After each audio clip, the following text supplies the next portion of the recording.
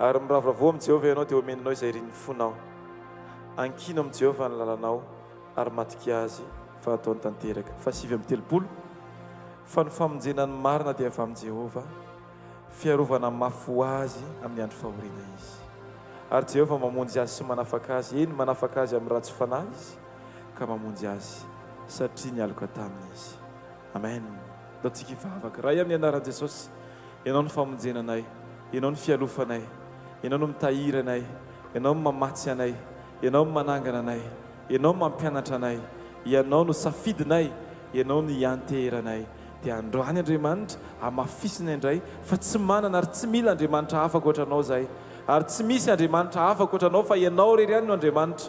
Ianao ilay tsy miova omaly sy eo mandrakizay, mitoetra marina, mitoetra lehibe, mitoetra masina, mandrakizay omenay voninahitra amin'ny fotoana rehetra. Jesosy eo, ny vavanay dia aoka hianatra, ny fonay dia aoka ho zatra, aoka tena hiainay mihitsy Andriamanitra, an'izany hoe fiderana amin'ny fotoana rehetra ka ninona zavatra misy, ninona zavatra hatrehana dia ny teny voalohany tokony eo am-bavanay Jesosy dia mideranao zahay, fa masina ianao, fa tsy miova ianao, fa mandrakizay ianao. Naiza dia ananay Jesosy dia aoka teny mpiderana mivoaka ao anatin'ny vavanay Andriamanitra, satria ny teny mpiderana no mitoetra betsaka ao anatin'ny fonay. Araka ny teninao milaza hoe aoka ny tenin'ny Kristy no mitoetra betsaka ao anatinareo. Dia androany Andriamanitra, aoka ny teninao mihitsy Andriamanitra no mameno anay, nikasika anay, ampianatra anay, hitarika ny lalanay isan'andro Andriamanitra, atonga ny vavanay ho voafora ka tsy hiteny ankoatran'izay teny tianao ho tenenin'Andriamanitra, ampitenenana anay. Aoka ny sofinay Andriamanitra ho zatra ny teninao, hiaina ny teninao. Aoka ny fonay Andriamanitra isaky ny tempo, isaky ny midoboka dia fanambara-piderana ny anaranao, fa Andriamanitra avo, fa Andriamanitra tsy miova, fa Andriamanitra lehibe, Andriamanitra mendrika ny voninahitra. Ny lohalika rehetra andohalika anatrehanao, ny lela rehetra hiaiky fa lehibe sy tsara ianao Andriamanitra, amin'ny anaranao Jesosy ny masina mandrakizay. Tario indray ty fotoana ty amin'ny alalan'ny fanahinao masina Andriamanitra. Aoka ny feo rehetra izay tsy avany aminao Andriamanitra, angina avokoa sady tsahatra, fa ny feo tokana aoka hiantsoantso eto Andriamanitra dia ny feo fankalazana sy fanomezam-boninahitra ny anaranao sy ny fitarian'ny fanahinao masina amin'ny atsara ray avy. Fenao efa nanome anay vava sy saina izay tsy hany fahavalo toerina na resena, ka androany Andriamanitra no vavolombelona izany ho voninahitra ny anaranao, amin'ny anaranao Jesosy. Amen. Daontsika hitehaka mafy ho an'i Jesosy. Alleluia. Dao mbo hiaraka hika alleluia mafy ho an'i Jesosy a, sady ite tanana mafy ho an'i Jesosy a, ho voninahitra Jesosy rery any. Asandrato ny tananao dia daontsika hiaraka hivavaka hisaotra an'Andriamanitra. Misaotra betsaka anao zay raha eo, misaotra Jesosy, misaotra fa ny masina ny amin'ny fitiavanao anay, famondraponao mbola natratra nyty andro androany ty indray zay Jesosy. Afaka iankohaka eto anatrehanao, afaka handray ny teninao Jesosy, afaka tena iona aminao indray zay androany. Manatray fenao izao fotoana izao Jesosy, aoka samy tsisy hodiso anjarany sy rairay avy eto androany, fa tena hifankahita aminao Jesosy ao anatin'ny teninao. Isa mahery ao am-pony sy rairay avy androany Jesosy, amin'ny anaranao no nandratanay zavavaka izany. Androany zay Jesosy dia hiaraka hanambara eto anatrehanao fa ianao no azona hitokisana Jesosy, ianao ilay Andriamanitra natoky teo amin'ny fiainanay nandritra ny taona, dia te hilasy androany tsy manana afa-tsy ianao ato anatin'ny fonay Jesosy, mankasitraka dada malalo sambatra manana anao. Je n'ai que toi dans le ciel, je ne désire rien d'autre que toi sur la terre. Si je suis faible et même si je tombe, Dieu est le soutien de mon cœur. Je n'ai que toi sur dans le ciel, je ne désire rien d'autre que toi sur la terre. Si je suis faible, si je suis faible, et même si je tombe, Dieu est le soutien de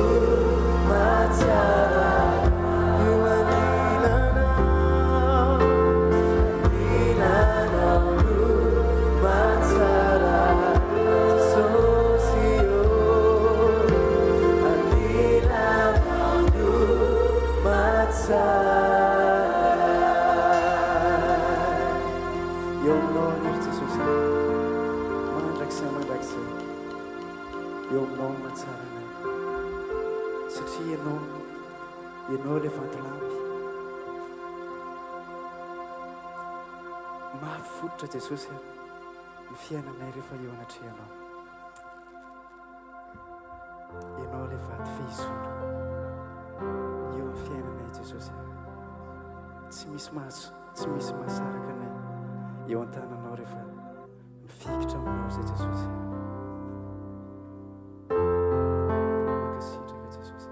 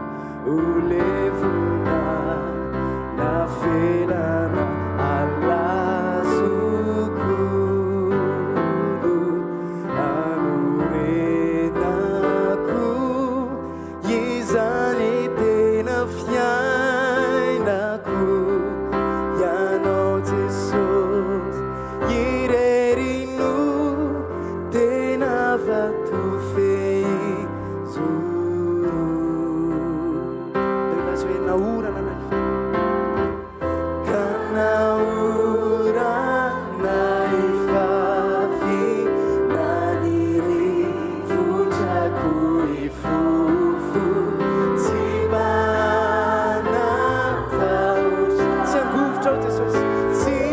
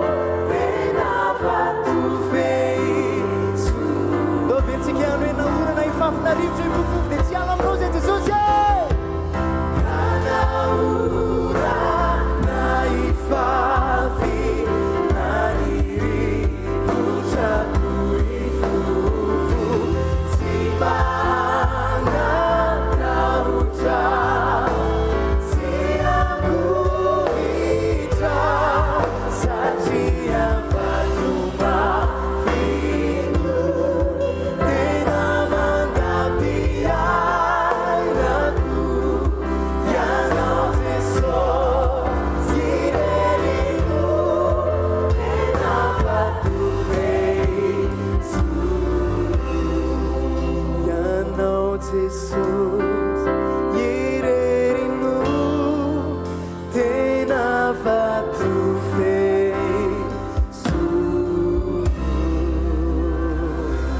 sotra Jesosy malalo manana zay manana anao ary mbola te hianambary zay fikitra aminao mandrakizay tsisy arombaka na eo anatananao Jesosy androany dia tiamboraka ny atao anatin'ny fonay zay Jesosy mangetahetanao loatra zay milanao loatra ny fiainanay milanao ny androm-piainanay rehetra Jesosy androany fenozy efa ny amasonao ento zay ento miakatra ao amin'ny tontolonao ento hitsangatsanganao amponao lalina Jesosy te hifankahita aminao zay te hiaraka aminao zay te hiombona lalina aminao zay ento zay androany fanamasina alleluia misandrata Jesosy misandrata nivozavo fiforiana zao Jesosy aterinay anao reriano voninahitra ny zavatra rehetrarehetra Jesosy ataonao tsisy olo miambonahitra fa tsy ny anaranao reriano alleluia misandrata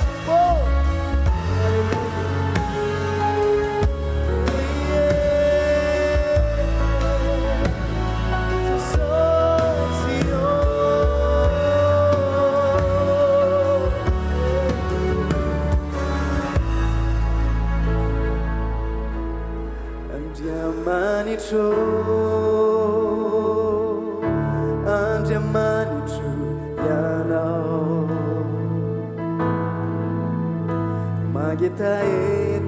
magetaetanao ny fanaiko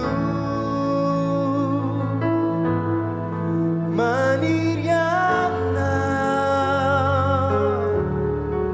ny nofoko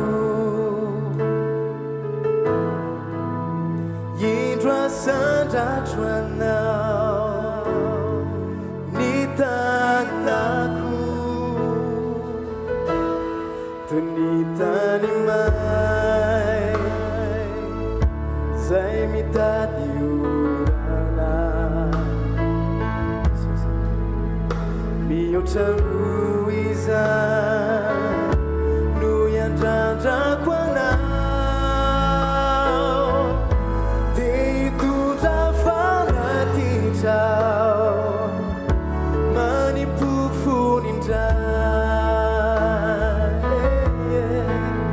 ho anao lay rano verona tompony aina sy ny fanay eto miakatrao sy ntony ao any aminao fa te ahitanao ao ny atsarany lanitrao ka nidinao hahita mihoatra ny eto atany ny fanaiko ho tafakabana minao ao Jesosy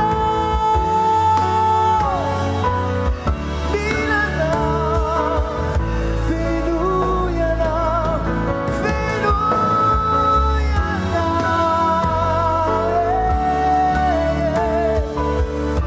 Andriamanitra Andriamanitra mangetaetanao ny fanahina maniry anao fatratra zay Jesosy maniry anao ny nofonay asandratin'ny tananao any Jesosy indro asandratro anao ny tanako ny tany may zay mitady orana mihoatra no izany no iandrandrako anao fa tiatondro fandeha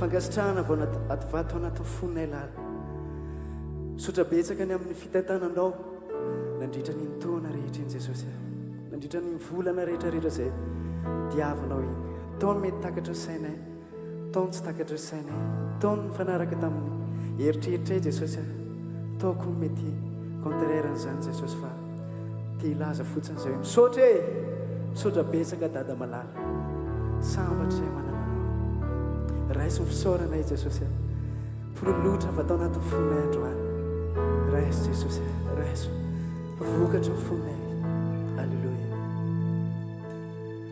raiso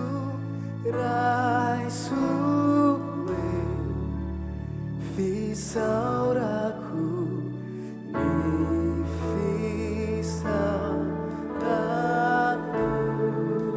raiso Jesus raiso fisaoranay Jesosy fisaurako ny fisaurako asa anaty tananao namparao ihany raiso fisaoranay tompo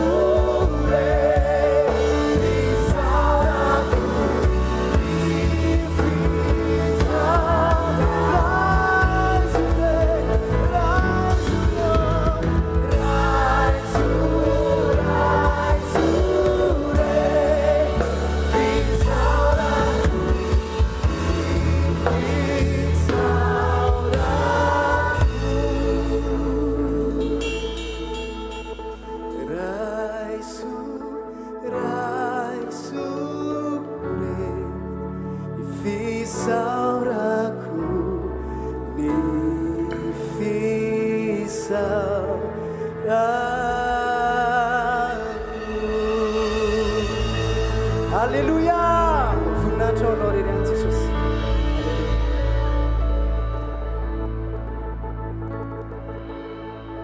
Nao tiaka mafy an Jesosy dia manasantsika tsirairay avy azo toerana azafady.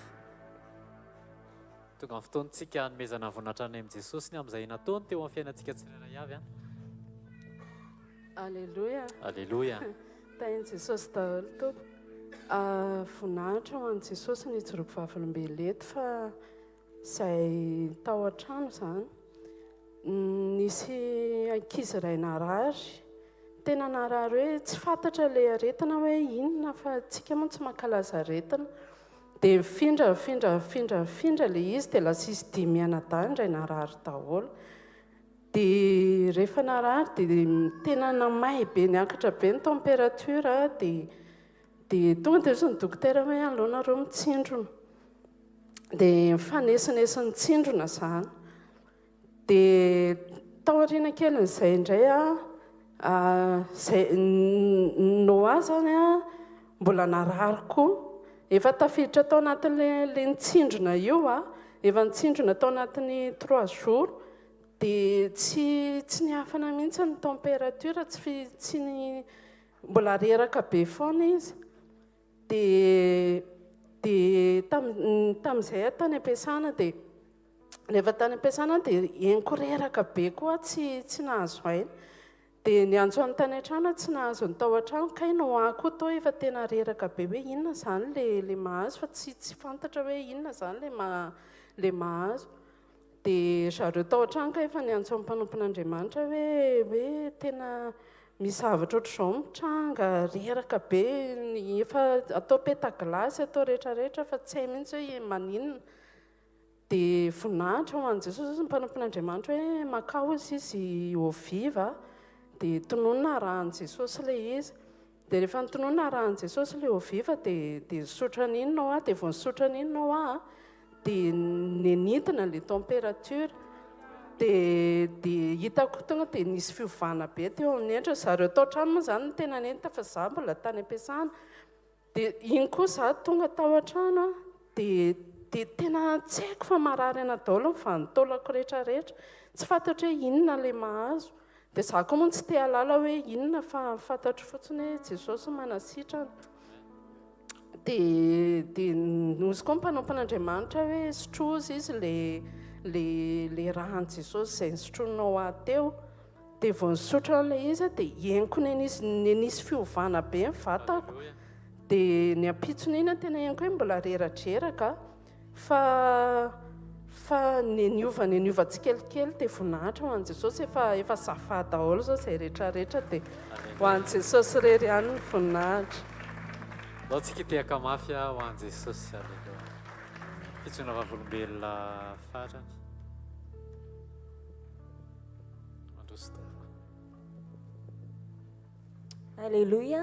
Alleluia. Voninahitry Andriamanitra mbola afaka mijoro vavolombelona eto. Ny anarako Debora avy any Ambilobe dia vadiny Castelo. Dia ny tena tiako hijoroana vavolombelona tamin'ny fitondran'Andriamanitra ny fiainako tamin'ity taona ity. Satria tena mafy be ny nandro azy satria vao hanomboka ny taona 2023 dia mois de janvier za bevoka. Dia mois de janvier koa za teraka tsy tonga volana dia velona ihany ilay zaza nivoaka teo dia tsy ampy andro iray dia efa maty ilay izy. Dia narary be satria efa nanantena hoe azo zaza dia tonga dia efa tsy teo ilay zaza bevoka dia tsisy zaza tsotroina dia tena narary. Rehefa narary dia tsy mahita toro mihitsy. Matory dia tsy tafany satria mikipy ny masoko dia ohatrany mahita ilay zaza mbola velona ihany dia teo izy lasa indray zany foana. Dia rehefa vita izay dia lasa ny ampangatena koa lasa hoe za ihany na tonga an'iny za tsy nivavaka za alohan'ny za tena azafady fa ohatrany ataoko le teniny dia za tsy mivavaka mahatonga za zigny loso igny za tsy ampifandraisana amin'Andriamanitra za igny ny nanary mpanompon'Andriamanitra za tsy nagnaraka nanary ray aman-dreniko satria talohan'ny mariazinay dia tsy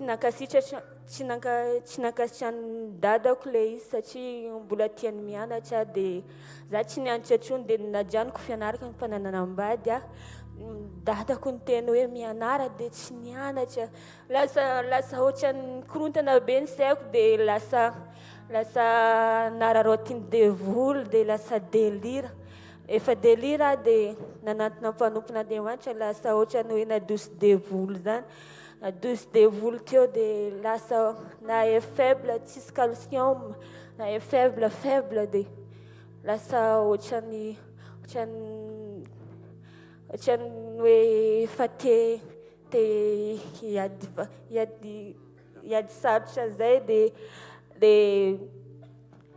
dia ozy ny mpanompon'Andriamanitra hoe allo atao alim-bavaka mihitsy hoe mba tsy hanararotan'ny devoly le falemenao sy ny zavatra manjoanao dia nivavaka ohatran'ny teniteny foana zany alainay ihany Debora dia maty agny izy dia teo dia Debora tsy azonareo zany ohatra misy teniteny ohatra zany mivoaka dia ozy ny mpanompon'Andriamanitra Debora fa tiany Jesosy izy efa voavela elony ozy ny mpanompon'Andriamanitra dia tamin'ny farany conscient ihany za hoe misy teny tonga hoe tena tiany Jesosy marina le Debora ty ohatran'izany mihitsy hoe satria za azony devoly dia mbola conscient ihany hoe henoko ihany le teny fa ohatran'ny tsy tompony tena koa fa lasa mivoavoaka fotsiny le teny dia tiany Jesosy Debora andeha zay paster andeha izy zareo hoe dia tamin'ny farany tamin'ny 1/10 atao alim-bavaka mihitsy tamin'ny 1/10 ohatran'ny efa hitako tena fa marary dia mafana be ny tratrako ohatran'ny efa hivoaka fa le fanahy atao anatiko dia hitan'ny paster hitany za efa sahirana be reny ndao sika hivavaka ho an'ny Debora dia nataon'zareo boribory ohatran'izao dia paster mivavaka za ao agnivo dia mivavaka paster dia pino mpiandraikitra mivavaka manodidina dia mihira ohatrany atao nitangorian'ny zareo eo zany dia nivavana dia nivavaka zay teneny fotsiny hoe paster hoe misaorany Jehova rehefa anahiko ampodipodiano foana hoe misaorany Jehova rehefa anahiko ary zay rehetra atao anatiko misaorany anaran'ny masina misaorany Jehova rehefa anahiko aza misy adinoana zany foana vao averiverena ozy paster fa anao tiany Jesosy dia zany dia mpiandraikitra mihira fiderana dia nanomboka teo za lasa feno fanahy leny fa lasa tamin'ny teny tsy fandratra dia lasa velona indray ny fanantenako hoe halleluia aza tena hoe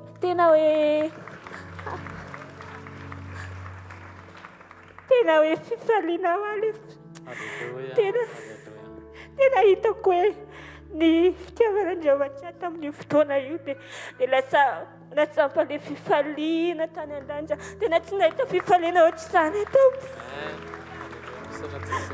dia lasa novelomin'Andriamanitra nanomboka teo fanantenako hoe mbola misy fanantenana ihany ny fiaina satria dia efa disy fanantenana mihitsy dia nanomboka niverina indray fitiavan'Andriamanitra dia nanomboka saotra n'Andriamanitra fa mbola tatran'izao farany taona zao satria tsy nampoiziko hoe everiko efa ho maty dia efa tsisy fiainana intsony ny fiainako dia efa tena misaotra n'Andriamanitra nanomezany atombonandro amin'izao dia tena voninahitra ho an'Andriamanitra. Andaontsika hitehaka mafy an Jesosy dia raha sitraka ao dia andaontsika hitsangana mety misy ny ady eo amin'ny fiainana eto amin'ny fandalovana eto an-tany mety misy ny zavatsarotra mety mandalo fahakiviana indraindray disy fanantenana ny feo avy any ivelany mety manaloka sy ny sisa fa rehefa eo Jesosy jesosy ny fanantenantsika mity hafa mafy ho an' jesosy asandrato ny tananao dia ndao tsika hisaotra an' jesosy ny anizy mirahava avy teo zao a jesosy fitiavan' jesosy a ao anatin'ny fankatoavana ny teny a dia ao anatin'ilay fankatoavana sy direktiva dia tonga jesosy manaisotra ny aretina ao anatin'ny fieritreretana an' jesosy a sy fisaorana dia miala reo aizina izay mitambesatra fa tsy haiko hoe inona nataon'i jesosy teo amin'ny fiainanao andao ararotiny ty 30 décembre ty a hisaorana noho izay nataon'i jesosy teo amin'ny fiainantsika rehetrarehetra tao anatin'ny taona mety tsy ho voatanisa le izy fa zay vitanao aloha mitanisa azy dia hisaory an'Andriamanitra ray amin'ny anaran'i jesosy ndreto izay misaotra sy manome voninahitra anao misaotra jesosy a fa nisy tokoa ny adinatrehana ary mety misy mbola ao anaty ady amin'izao fotoana zao fa rehefa ianao ny fanantenanay raha vao ianao ny mpanjininay dia afaka mideranao zay afaka misaotranao zay ary ianao tsy mba mamela anay hoy irery zany mandrakizay jesosy a fa mijoro hatramin'ny farany ianao tsy manafoana olana ianao fa mampitodika anay ho anao jesosy a raiso anao ny dera sy ny laza ary ny voninahitra misaotra fa tsy tapaka teny zay tao anatin'ity taona ity jesosy ary mandefa teny foana ianao anasitrana anay nanomboka tany amin'ny volana janvier hatramin'ny faran'ny taona dia mandefa teny foana ianao pirofo fa miaraka aminay ianao jesosy kristy avy a nazareto averinao any aminao midera sy ny laza misaotra ny amin'ny fanasitrananao ny fanahinay misaotra ny amin'ny fanasitrananao ireo toetranay misaotra fa miinsiste ianao amin'ny fanamboaranay ny toetra jesosy ahafanao mahazo aina eto amin'ny fiainanay jesosy kristy avy a nazareto misaotra fa mahatoky loatra ianao misaotra fa miteny aminay foana ianao ary misaotra fa mandra-patapitra ity taona ity dia mbola hiteny aminay foana ianao ary izay dia vonina ankatohan'izany raiso anao ny dera sy ny laza ary ny voninahitra noho ny amin'izay rehetra nataonao teo amin'ny fiainanay misaotra jesosy amen andao tsika hitehaka andraisantsika mpanompon'Andriamanitra hitondra antsika ao amin'ny fanomanana ny teny alleloia atovy mafy ny teakao tonga dia raisintsika avy hatrany ny mpanompon'Andriamanitra alleloia atovy mafy ny teakao atovy mafy ny teakao alleloia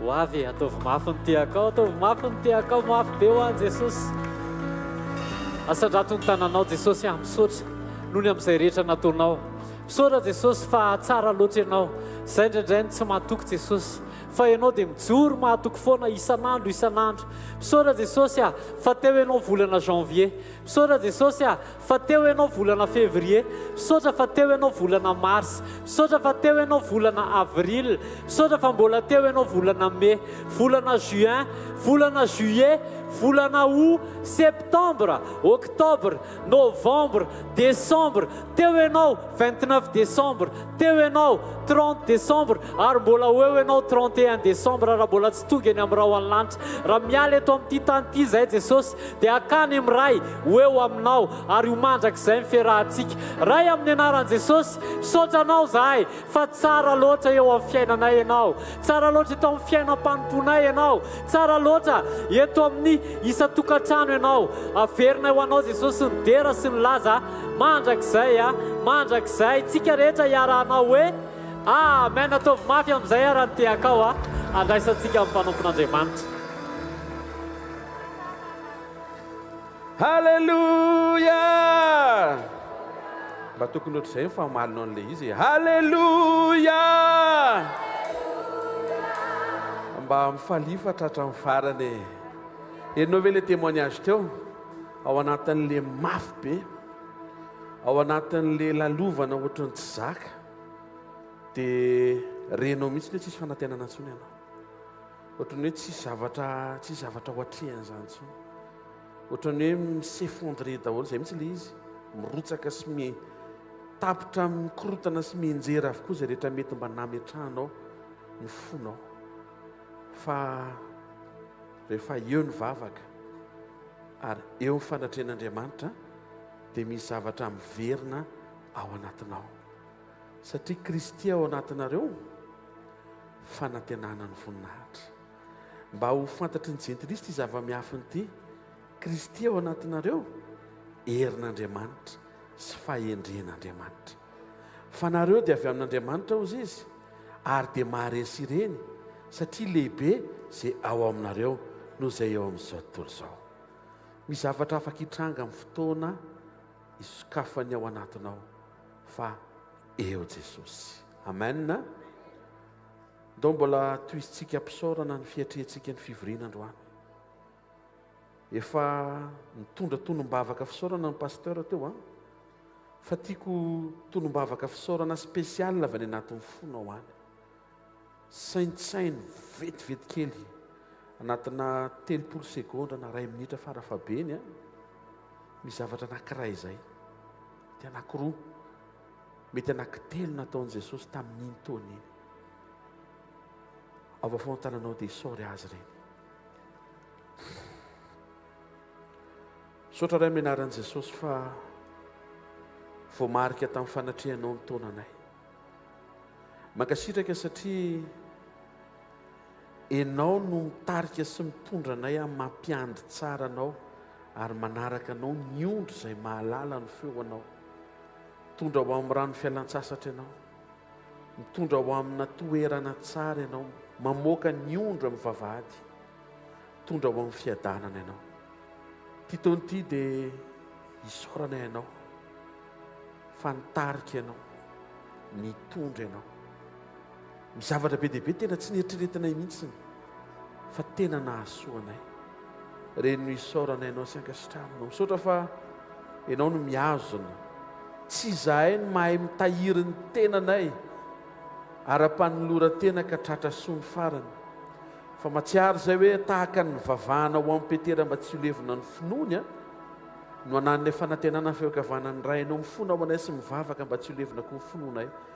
Dia misaotra Jesosy, misaotra betsaka. Mankasitraka any amin'ny fiarovana satria fantatray fa ao anatin'izao dingam-piambenana, dingam-pirosoana anomanana ny fanjavonana izao dia tsy faly ny elo. Mety manafika izy, mety manao fomba rehetra. Fa ny tananao miazona, ny tananao miaro. Tena hoe présent ianao, tsy mamela anay ho voarombaka Satana, manakombona ny vavany liona ianao, mampitsahatra ny herin'ny hafa ianao. Mety migadona sy midona ilay izy fa tsy misy fiantraikany mba ho marina ny teninao hoe ary tsisy hampaninana anareo akorany izany.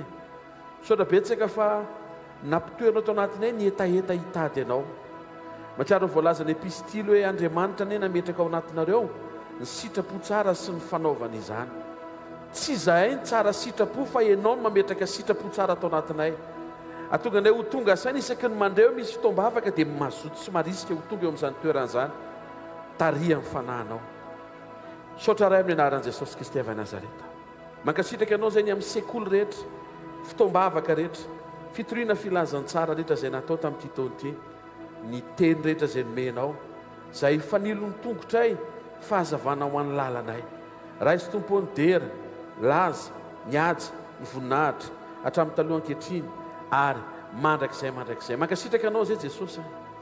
Saotra betsaka ny amin'ny famatsiana, ny fahavokarana sy ny fahabetsahana, ny lalana hitondranao araka ilay vavaka teo tokoa na nitakatry ny saina, indrindra ny tsy takatry ny saina, nefa mahasoa, tsy ny mahafinaritra ihany fa le mahavelona.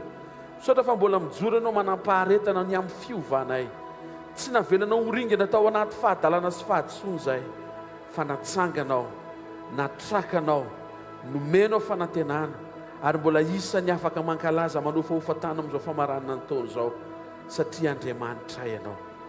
Saotra raha eo amin'ny anara maherin'i Jesosy Kristy velona masina sy manan-kera avy Nazareta. Amen. Andao tsika hitehaka mafy tsara ho an'i Jesosy maza ho toerana vetivety ary vetrantsika dia hiditra ny amin'ny message ny sainte seine ny amin'ny afatra ampiorenantsika ny fotsika hiatrika ny Andriamanitra manasa antsika eto amin'ny latabatra. Ny loha hevitra n'io dia nampitondraina ny lohateny hoe miomàna fa hanao zavatra Andriamanitra. Raha mba mahafinaritra anao raha ngaza ny titre izany raha mba mahafinaritra fa raha ohatra hoe tsy manetsika ny ao anatinao dia raha mba mahafinaritra dia sy hitehaka amin'ny refitrevitra tsara ho an'i Jesosy. Tenenina akaikinao, miomàna fa hanao zavatra Andriamanitra hoe. Raha zany teny zany dia mampitodika antsika Andriamanitra fa Andriamanitra ny programa izy. Fa indrindra mila miomana zasy ianao miatrika an'izay programa tian'Andriamanitra tao zay. Zay mahatonga ny Virginy 5 endry voalaza fa zay niomana dia tafiditra. Le programa mila iomanana mba hahafahana miaina sy misitraka izany. Mila miomana. Tena kaikanao mila miomana hoe. Raha mandefa fisaintsainantsika lavidavitra kokoa dia maninona? Adivy farana ny taona dia sain'Andriamanitra miomana ianao fanao zavatra izy. Sao dia mbola misy fanantenana rangahatra amin'ny rapitra. Mba sisy mailina kosa. Mba ataovy olona tonga eto amin'ny fanatren'Andriamanitra mandrehan'Andriamanitra miteny ny fisokafany ao anatinao. Fa matoa izy milaza hoe miomana fa hanao zavatra. Izy no hanao an'ilay izy fa ianao mila miomana. Dao jerentsika ny Isaia 37:7-20 ka hatramin'ny 1:20. Isaia 43:18-21. Ny anaran'i Jesosy.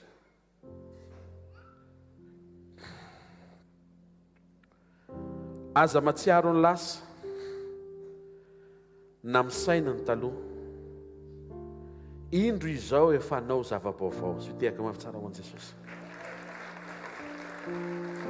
Tsy haiko maninona ny tompona ame an'izany teny izany fa inoko fa ho an'izay tonga eto sy ho an'izay mandre an'izany afatra izany. Ko ankehitriny dia efa miposaka izany. Ianao ato fa lizy efa miposaka. Halleloja. Asy tehaka mafitsara ho an'ny tompo. Averiko ianao ato misy tafitsy ahitanao an'izay miposaka. Fa Andriamanitra miteny fa efa miposaka ilay izy. Efa mialany ilay izy. Efa miposaka izany ary tsy halala izany va ianareo. Any amin'ny dezera nanaovako autoroute. Tsy haiko raha afaka hiomana ianao ny amin'ny zavatra ho ataon'Andriamanitra. Ary any amin'ny tany laozy izy no asiako ony be dia be, rivière au pluriel. Dia ny voninahitra ny biby dia sy ny ambodia ary ny ostritsa. Satria manisy rano any anefitra sy ony any amin'ny tany lao ampisotroana ny oloko dia ilay voafitiko. Izay olona no ny foroniko azy ao no hanambara ny fiderana. Amen. Misy règle anankiray izay efa nizaraika izy ity fa androany vao mety hoe somary amafisina kely règle de 3 actions fiantsoko azy. Misy zavatra esorina dia misy zavatra anoloana azy dia misy zavatra ataonao aorianan'izay. Inona ilay esorina? Aza matsiaro ny lasa ianao. Inona ny anoloana azy? Miomana fa misy zava-baovao. Ary inona ny tokony atao anatin'izay mba hahafahanao mitanisa ny fiderana an'Andriamanitra. Sy tehaka mafy tsara ho an'i Jesosy. Iresaka momba an'ireo point anankitelo ireo manomboka hatrany amin'ny Genesisy mifaratra eo amin'ny fandraisana dia hitantsika fa Andriamanitra tsy miova. Ilay Andriamanitra namorona an'izao rehetra izao no Andriamanitra mamelatra latabatra androany maraina. Dia misy lojika ao amin'Andriamanitra izay tsy lojika eo amin'ny olona. Misy zavatra esorina vao afaka miditra ilay programa, ary ilay programa dia ho amina action anankiray. Teto izany mazava be ilay tenenina aza matsiaro ny lasa. Misy décision tian'Andriamanitra ho raisinao indray androany mahakasika ny lasanao. Tena kaikanao mahakasika ny lasanao ilay izy hoe. Avereno mahakasika zavatra nitranga tany aloha tany hoe. Raha milaza moa ianao hoe pasteur tsisy ninona nitranga omaly dia miarabanao fa teraka androany maraina ianao zany satria mbola tsisy ninona nitranga zany. Théoriquement tokony zavatra be dia be nitranga tany amin'ny lasantsika. Faharoa, soloina ilay izy tsy hoe mijanona fotsiny ianao fa asain'Andriamanitra ianao miomana. Fa isaky ny misy andro vaovao dia misy zava-baovao. Higadona ny taona vaovao, miomana fa hisy zava-baovao. hitsambadika ho volana vaovao janvier dia miomana fa izava baovao ary zany rehetra zany nefa raha anao zava-baovao Andriamanitra tsy hampifalifaly anao fotsiny fa hatonga anao hiverina hitanisany fiderahanao an'Andriamanitra. Raha vao tsy ampy zany ireo dia misy zavatra banga eo amin'ny fiainanao. Ohatra, mijanona fotsiny ianao amin'ilay hoe manadino ny passé fa tsy misaina ianao hiditra any amin'ilay zava-baovao man'Andriamanitra. Na ihany koa hoe voarainao ilay zava-baovao avy amin'Andriamanitra fa tsy tanteraka amin'ilay fiderahana azy ianao dia tsy feno ilay programa tian'Andriamanitra hijoroanao, dia izay mahatonga ilay izy mety tsy miverina fa mety efa nataon'Andriamanitra indray mandeha. Azontsika hoe zany. Nareo ve tsy maharemarika fa misy fotoana misy zavatra ataon'Andriamanitra dia tsy averina intsony ilay izy. Dia mety hitentsika hoe reny indray mandeha tsy miverina. Nefa rehefa mandinitsika dia misy fahadisoana avy amintsika mahatonga ilay izy tsy averin'Andriamanitra satria tsy tanteraka eo amin'ilay ilany azy ilay zavatra nataony. Ohatra fotsiny mety tsy niderahantsika an'Andriamanitra ilay izy. Fa faly fotsiny tsika hoe misaotra Andriamanitra nisaorantsika azy fa tsy niderahantsika azy. Fa eto Andriamanitra tsy niteny izy hoe zao oloforoniko azy zao dia hisaotra. Tsy fisaorana nyteneny teto fa hanambara ny fiderana. Tsy midika zany hoe tsy hisaotra azy tsika. Ahoana moa tsy hisaotrako na azoko. Ianao ary miafika zavatra sy takatry ny sainao asainy misaotrako. Maika avy eo mitranga ilay zavatra mety mba hirinao tsy hisaotra an'Andriamanitra. Raha momba ny Genesis toko voalohany zao dia jereo tsara. Fa tany tsisy endrika, tany foana, vide, tao anaty aizina, ténèbre, zay le tany. Dia io tany tsisy endrika foana sy aizina io le tenen'Andriamanitra hoe aza tsarovana tsony iny età iny. Fa anao zava-baovao, ina ilay zava-baovao? Edena. Amen. Dia lasa ny saiko, rehefa vita nefa ny tany izay rehetra eo aminy ohatrany tsy nisy fiderahana. Tena kaikinao, nisy ka. Tsy teto ambony tany ilay izy fa tao an-danitra. Joba toko 7:4 dia dinganina eo amin'ny 7. Complet ilay izy. Nisy lasa natao adinoana ilay tany foana tsisy endrika tanaty aizina. Tanteraka ilay zava-baovao, lasa tany azonenina feno zava-boary tsara tarehy atao hoe Edena. Dia tanteraka hatrany amin'ilay programa na fiderahana. Fakina aminaran'i Jesosy. Taiza ary ianao fony ihany hanorina ny tany. Ambarao raha ianao 7. Raha niara ny hira ny kitany maraina ary nioby avokoa ireo zanak'Andriamanitra.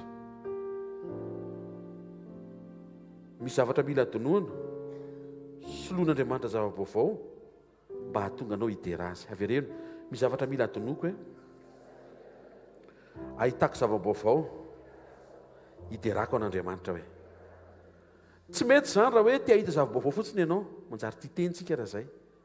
Fa mila mitoetra any amin'ilay programa hipololotra avy ao anatinao ny fandresen-dahatra tena ankalazan'Andriamanitra amin'izay nitranga teo amin'ny fiainanao. Tonga dia dinganiko tonga dia any amin'ny fandraisana. Inona ilay lasa asain'Andriamanitra ho adinoana? Hebreo 10:4. Hebreo 10:4 amin'ny anaran'i Jesosy. Fa tsy mahaisitra ny ota ny rahanomby lahy sy ny rahaniosi lahy. Dios Andriamanitra, aza mahatsiaro ny rahambiby isa-taona izay tsy mahavita manaisitra ota. Fa inona ny zava-baovao? Hebreo 10:12 amin'ny anaran'i Jesosy 9:12. Ary tsy mba nitondra rahanosy lahy sy ny rahan-janak'omby Jesosy, fa ny rahany tenany dia niditra indray mandeha ho any amin'ny fitoerana masina ka nahazo fanavotana mandrakizay. Inona ilay adinoana? Raham-biby tsy mahavita manaisitra fahotana. Inona ilay zava-baovao? Avereny hoe rahan'i Jesosy. Aiza ilay fiderahana? Apocalypse 5:9. Hatreto aloha mbola tany an-danitra daholo ny rasuraka an'ilay izy. Fa mino fandraoma maraina ny eto an-tany koa mba hirasuraka amin'izay. Naran'i Jesosy. Ary ny hira firam-baovao ny tao an-danitra ka nanao hoe ianao ny miendrika aka ny boky, ianao ny mendrika hamanotomboka seny, fa voavono ianao ary ny ranao ny nanavotanao an'Andriamanitra, olona avy tamin'ny fokom-pirenena rehetra sy ny samihafa fiteny sy ny olona ary ny firenena rehetra. Amen.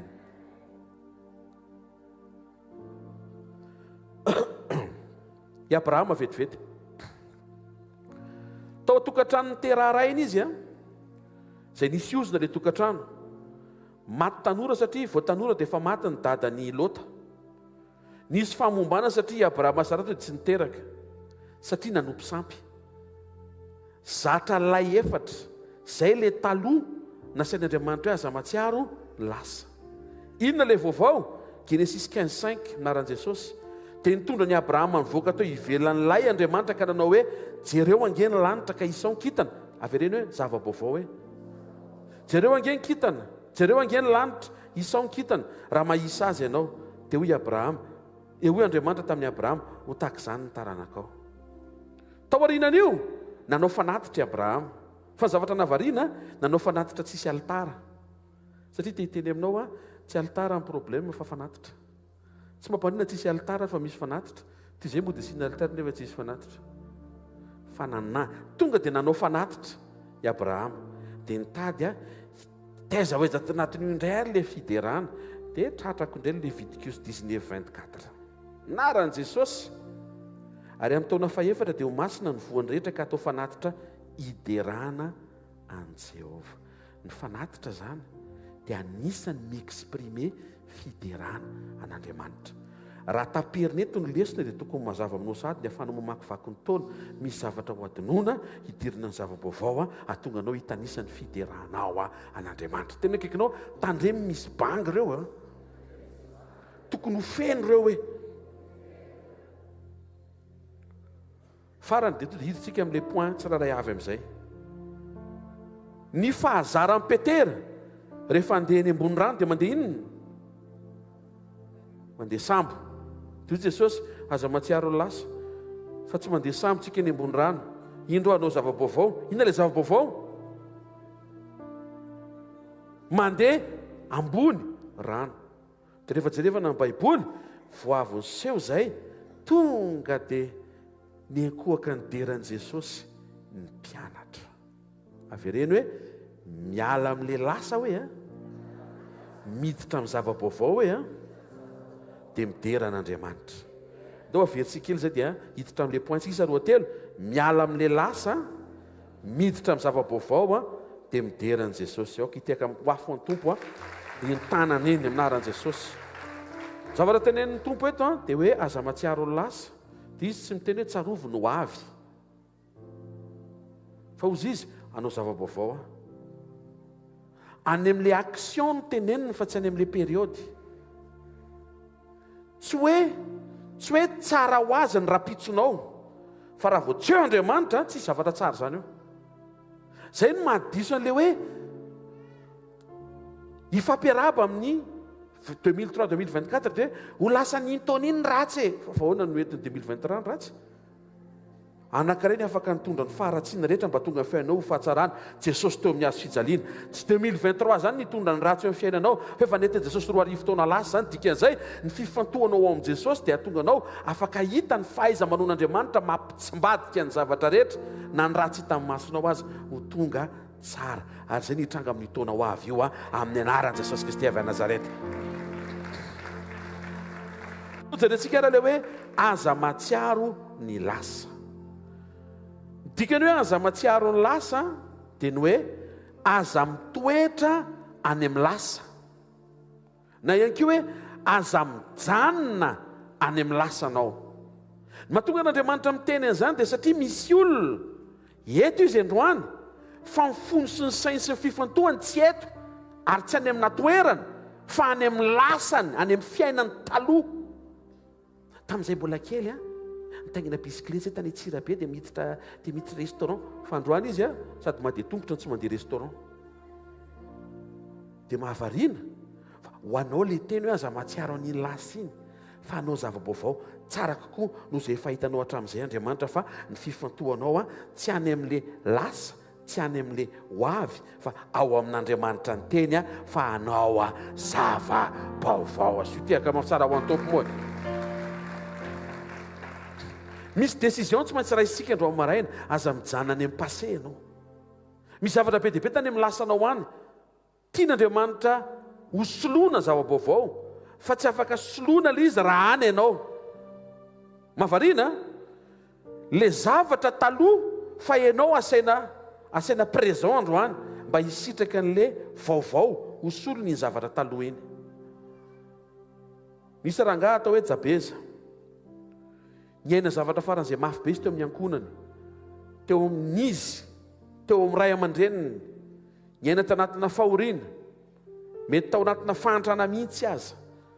Ary zay mahatonga antsika anatin'io passé io, mety nisy échec be deaibe na fahararahana, na mety ho tsy fahombiazana, na mety resy foana, na mety ho nailika, na niatrika fahasarotana. Misy zavatra negativa be deaibe tany amin'ilay passé.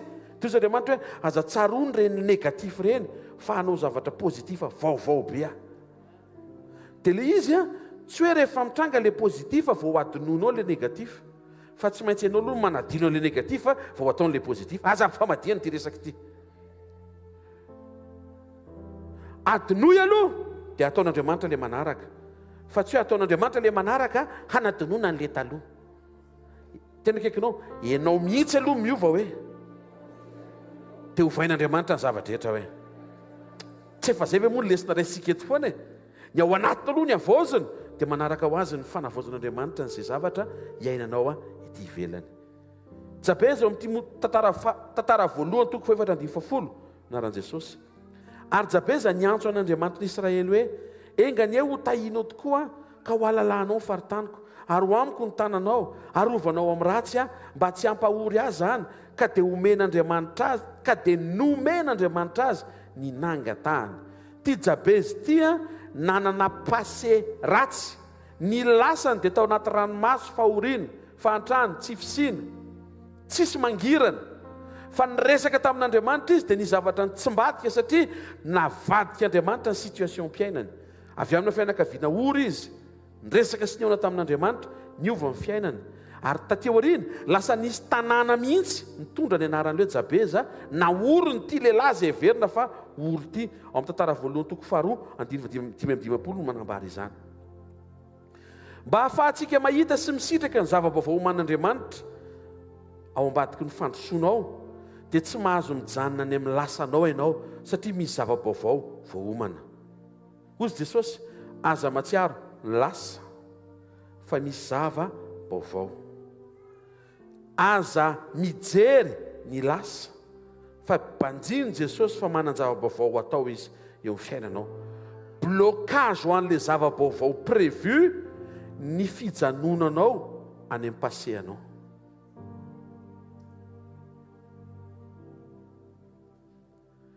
Rehefa vitanao zany manadino ny lasanao, dia izay no ahafahan'Andriamanitra miasa maneho an'ilay zava-baovao androany iainanao. Matoa Andriamanitra miteny hoe misy zava-baovao, jereo Genesis toko voalohany. Fa raha Genesis toko voalohany natrehanao, hozy Andriamanitra hoe misy mazava. Inona ny zavatra nitranga? To dia nisy mazava. Vao zay fotsiny toko to dia ampiaiko hoe enjany nefa mbola vao manomboka izy. Mbola vao mampirehitra jiro fotsiny izy. Alleloia. Dikan'izay, misy zavatra be deaibe mbola tsy hitanao. Tian'Andriamanitra sy hoe fa lasa bloqué izy. Satria bloqué tsika eo amin'ny fijerintsika, bloqué any amin'ny passé atsika. Misy olona tian'Andriamanitra ho afaka mihitsy eto androany maraina.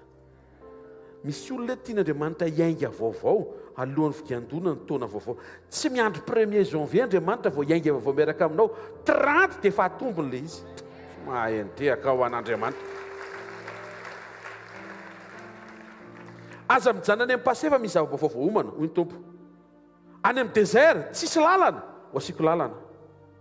Zany désert zany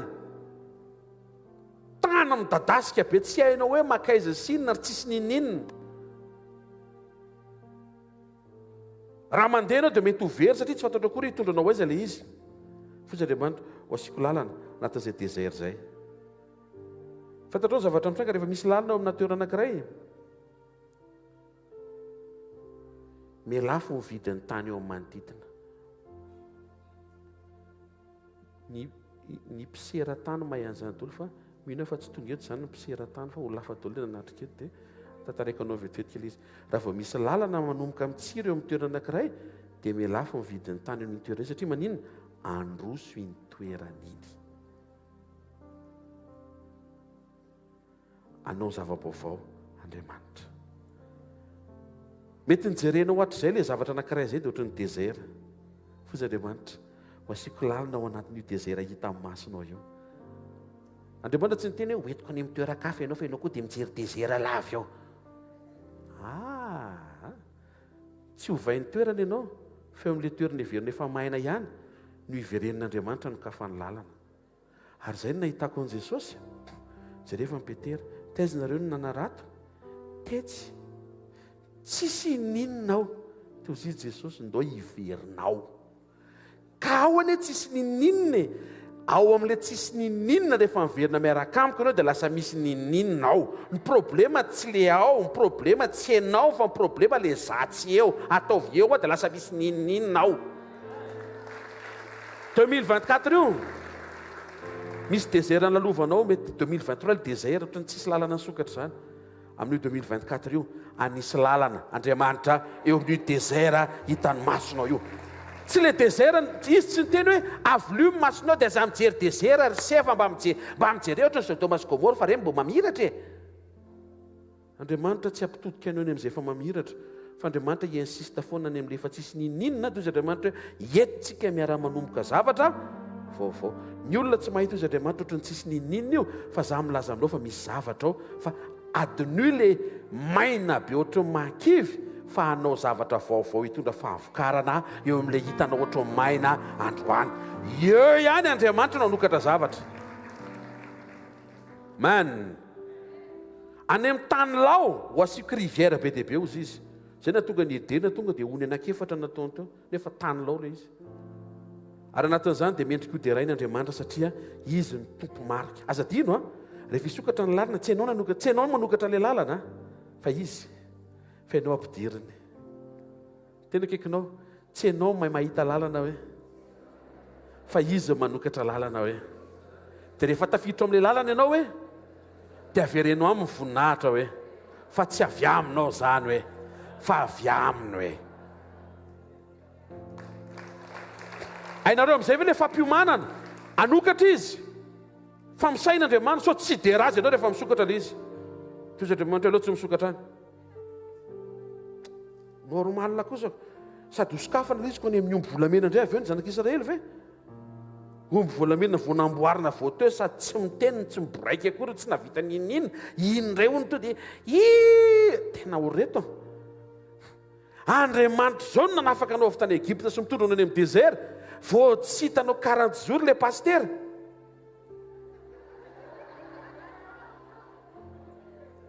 Dia efa makany amin'ny omby volamena sady ianao.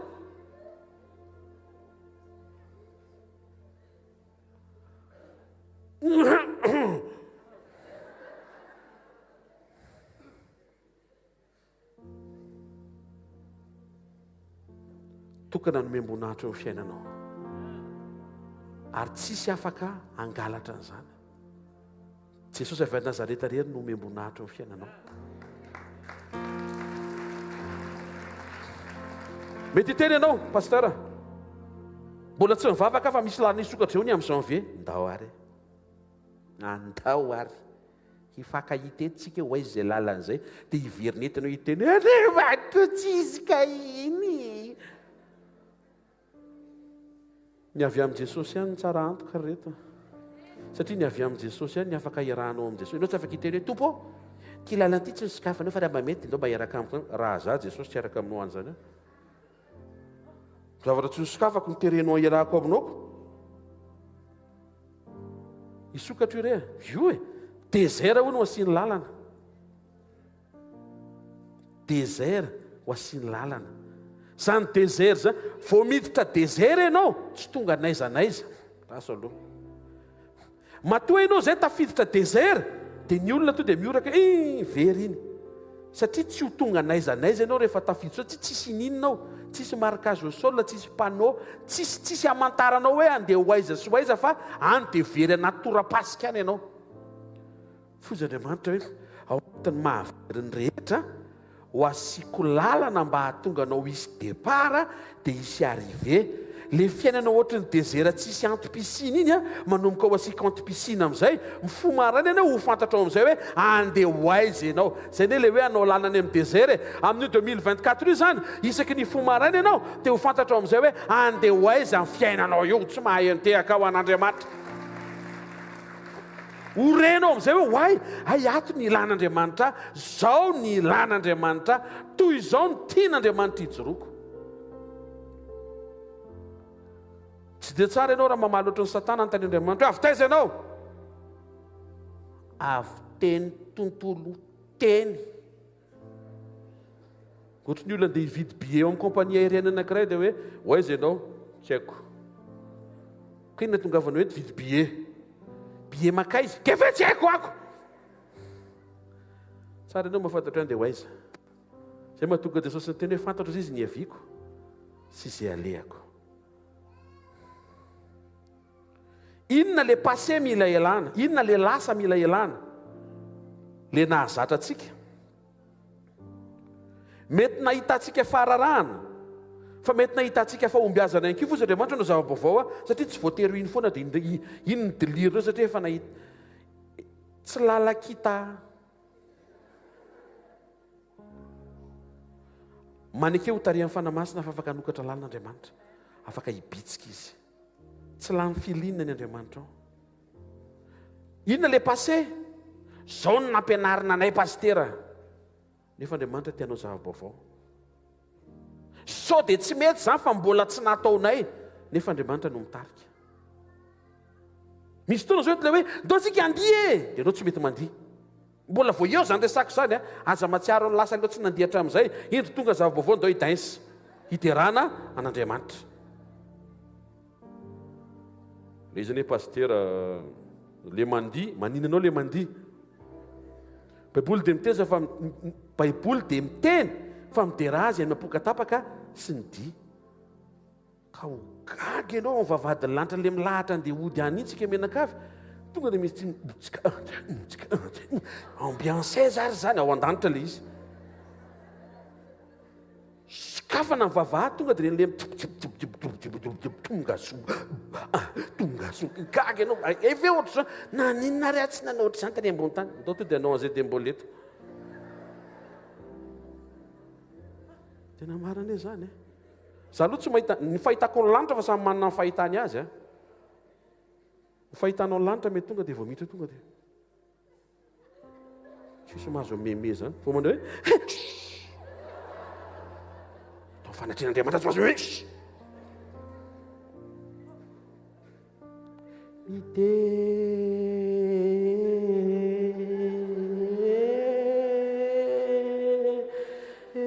adiny firy zay. Fijeriko ny any an-danitra tsy ohatr' izany fijeriko ny any an-danitra hoe fotoana hiderana an'Andriamanitra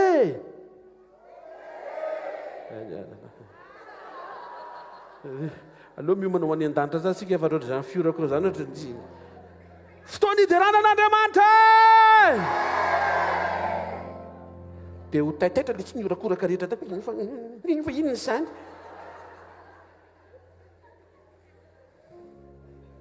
Zany célébration zany ny arety tena tsy dao ny antsika isaina ianao le marary iny sola tsisy vola tsisy vola tsisy ninina. Misy olona tonga avany dia miteny hoe tia misy 10 milliards d'ariary sa tonga dia atao ministre ianao tonga dia miaraka amin'ny any aizany tsy hitsangana eo ianao na marary azy tsy possible ianao mitsanga dia hoe mino fa farafakely mipasy efatra satria ny zavatra ny ova hitanareo amin'izay misy zavatra mila fitsoro anao tsy manera hoe mandiza oatra anay ao mandiza amin'ilay fanaovanao azy zay mahatonga hoe misy fotoana misy mitarika fa rehefa tsy tianao iny fotafotao fotsiny ianao fa ny zava-dehibe manao an'ilay izy ianao.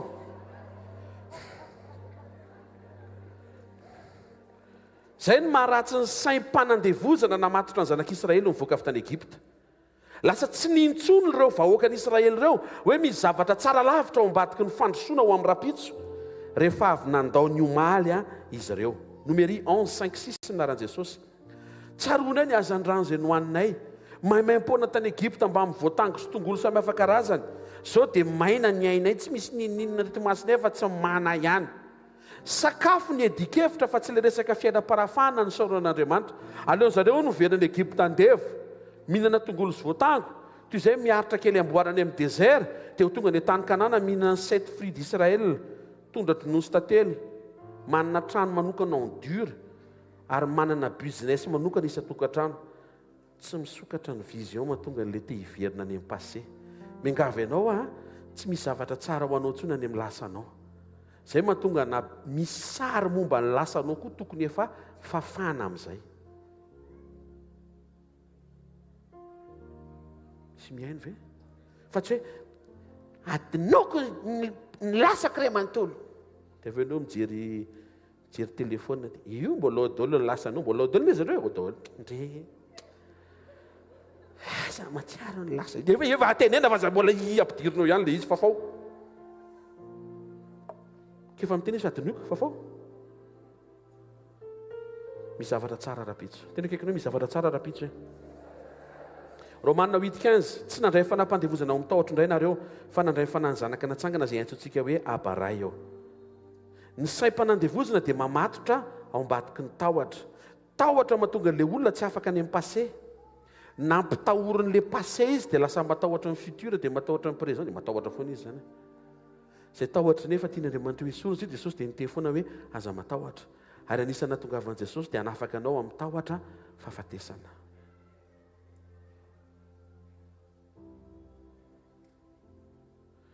Ny talohan'ny Abrahama, nanalasan'ny Abrahama, ny passean'ny Abrahama zao dia momba tao atokantrano teraray nanompo Andriamanitra hafa izy mivady. Ny nomanin'Andriamanitra, i Abrahama lasa sakaizan'Andriamanitra, akaman'Andriamanitra, akolitan'Andriamanitra. Lasa ray ny mino, fa tsy ray ny tetaka. Lasa mitondra ny anaran'ny paradisa, fa tao an-tranon'ny dadana izy tsy misy anarana ny sezany rery mba mitondra ny anarana. Rehefa tao aorian'ny fiona tamin'Andriamanitra, lasa tratran'ny Abrahama ny anaran'ny paradisa tamin'izany. Nampireharehan'Andriamanitra mihitsy hoe zany Andriamanitra Abrahama. Tamin'izany, na terary tsy mba nirehare hoe zany ny dadan'i Abrahama, tsy Abrahama tsy naombony amin'ilay tsy niteraka. Hainao ve dikan'izany? Miaraha amin'Andriamanitra fa tsara lavitra nozy tany amin'ny passé tsy niarahanao tamin'Andriamanitra ny omaniny ho anao tsy mahay antehaka ho an'Andriamanitra. Taloha tsisy teo ho naman'ny Abrahama zao, ke Abrahama sady be volombava no mijanonao atokantrano dada sy nenina, tsy manana indépendance sy autonomie. Anaterana dite nefa olondehibe. Sady tsy miteraka. Izy koa teo ho namany io. Fozy Andriamanitra. Za teo ho namany. Ary izy ho atsangako ho namako. Raha manaiky izy handadino ny lasany. Fa indro hanao zava vaovao mba hafahany midera. Mandrakandroany tsy maintsy eninao anatin'ny torotenina aiza foana izay narina Abrahama zany. Taranaka Abrahama, Andriamanitra Abrahama, ozy Abrahama, tsy maintsy voresaka kely na dia any amin'ny farina dia hoe ary nisy Abrahama tamin'izany.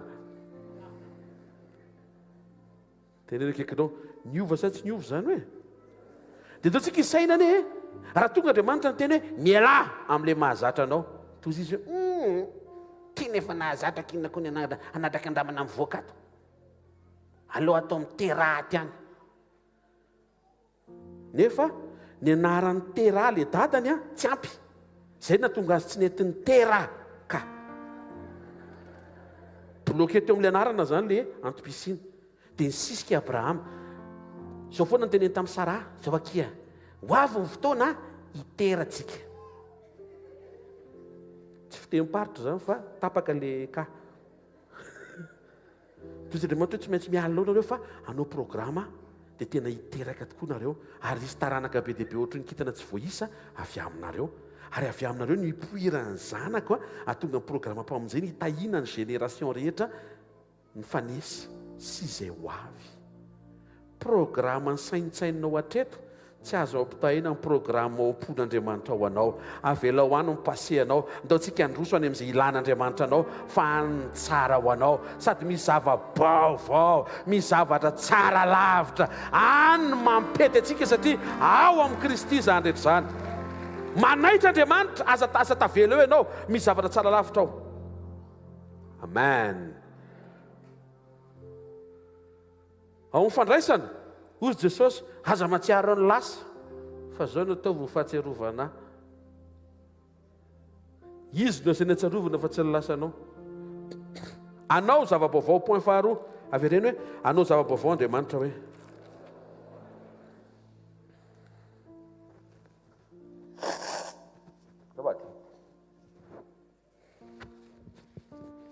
Isaia 65:17 minaran-tompo. Fa indro izao mahary lanitra vaovao sy tany vaovao ka dia tsy tsarovana intsony ny taloha na omby ao an-tsaina akory aza. Matoa Andriamanitra no zava-baovao hanadinona n'ilay zavatra taloha. Alleluia. Tsy tsara mijanona any amin'ny passé ary tsy tsara koa ianao lasa lavitra any amin'ny futur nefa mbola misy ny androany tokony hatrehana fa le androany mamaritra n'le rapitso. Mila tonga saina tsara ianao amin'izay anio omen'Andriamanitra anao. Formule anankiroa no omena antsika androany mba ahafahantsika miditra amin'ilay zava-baovao. Voalohany formule avy amin'ny toetra.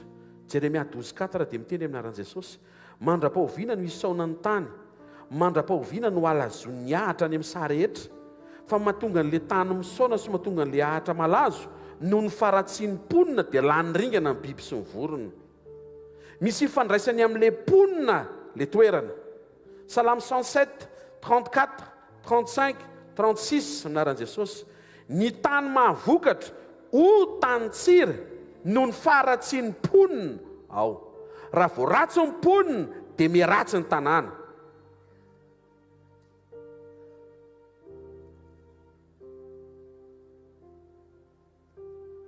Sy ny teny izy ato hoe ny tany mahavokatra ho tany tsira noho ny faratsian'ny mpitondra. Faratsian'ny ponina. Tsy any présidence ilay sy ministère de la population. Ponina. Ny olona rehetra ny tiako tenenina. Hitanao amin'izay mahadisa ilay fanomezantsiny. Ohatr'izao ny firenentsika misy idiranao ilay izy. Raha tsara ianao, metsara eo. Ka matoa zany io fiainana eto, matoa io fiainam-pirenentsika io metsara. Misy kristianina be dia be metsara fanahy ambadika ao. Asio teko mafitsara fa za diso io. Ny tany mahavokatra tany tsira, tany tokony hoe Madagasikara tena manan-karena. Jeroko. Zordira rehetra ny anina. Fa izy ake manao re zordira reny. Mpiasan'ny commune ve manary an'ireny? Amponina ka. Mba ataovy ohatranao tananao moa hoe izay le izy izay hoe ko. Tsy miasa le ianao mandotoko. Ny olona nendrikendrena fa tsy miasa. Ok, ianao tsy misy ampandoto soa manoka androany. Apio mpanadio amin'ny alalan'ny fijoroanao tsy mandoto. Ny tany mahavokatra ho tany tsira, mahatonga n'ilay zavatra miratsy satria ny toetra n'ilay olona mipetraka ao no miratsy. Le contraire est vrai. Raha vao mietsara ny fon'ilay ponina eo, tsy maintsy mietsara koa ilay toerana misy an'ilay ponina. Mampody ny efitra ho ranomonina izy sy ny tany maina ho loharano, ary amponenina eo izay nona mba hanamboatra tanàna honenana. Voaozona ny tany rehefa niodiny Adamo, voaozony Sodoma no ny faratsiam-ponina tao, voaozony Jeriko no ny ponina tao nandatsy apititra ny Josoa, satria ratsy ilay ponina dia lasa fahafatesana ny tao ambadika izay. Ny ponina tsara dia mahatonga ny toerana tsara sy mahavokatra, ary ny ponina ratsy dia mahatonga ny toerana ratsy sy maina. Miomàna fa hanao zavatra Andriamanitra, miova dia miverena faingana amin'ny fahatsara-toetra mba ahafahan'Andriamanitra manova an'ilay lasa ratsy ho tonga androany tsara, satria ilay toetra ratsy miova ho toetra tsara. Tsy maheno tehaka ho an'Andriamanitra. Formule faharoa mba ahafahanao mahita ny zava-baovao miaraka amin'Andriamanitra. Ny zava-baovao dia teraka avy amin'ny fifantohana. Ary izay mahatonga antsika resaka toetra aloha satria ny olona tsara fanahy tokony hifantoka fa tsy ny olona ratsy fanahy. Manjary mifantoka amin'ny zavatra ratsy izy. Tsy niantsy any amin'ny problème fa izy no mitondra azy. Cuisinier mahay mamadika ravikazo tonga légume matsiro be ve? Ravikazo ah! Io zao misy miteny izy koa nina ravikazo, tsy apozy zao efa tafina ianao ndray andro zay tsy nitenena eto mitondra ravikazo izy fa hainy zareo nanao an'ilay izy.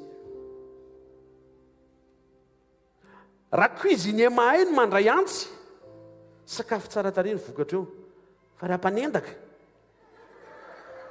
Hitanareo amin'izay, tsy antsy ilay izy, tsy materiel ilay izy, fa le fikasan'le olona eo ampampiasana n'le materiel.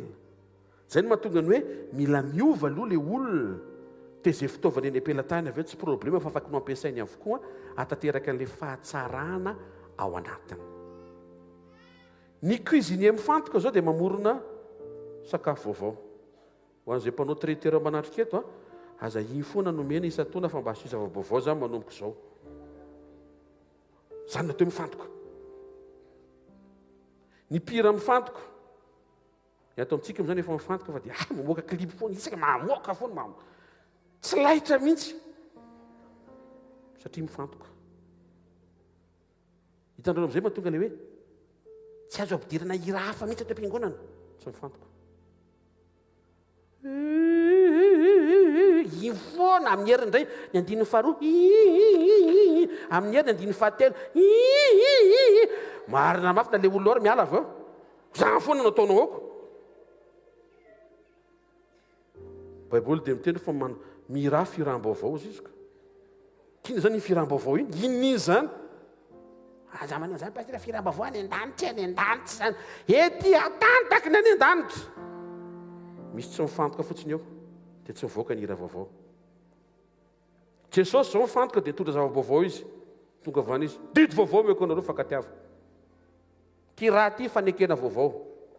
Fa zay eo amin'ny Kristy Jesosy dia manana fiainam-baovao. Ary ianao dia tokony tonga olom-baovao. Ny zava-baovao dia vokatra ny fifantohana. Iverintsika amin'ny Genesis 1:2-3 tena akaikinao mila mamoaka zava-baovao ianao isan'andro ao amin'ny fiainanao hoe avereno zay. Avereno. Mila mamoaka zava-baovao ianao isan'andro amin'ny fiainanao hoe avereno zay. Omeko le formule rehefa aveo fa tiako fantatra ho azonao ny asarobidy le izy. Raha mifoha vao maraina zao ianao dia zao tenenao ny vadinao bonjour chérie dia mitsangana dia mitovy foana ny isan'andro. Après 3 mois bonjour chérie. Et vraiment bonjour.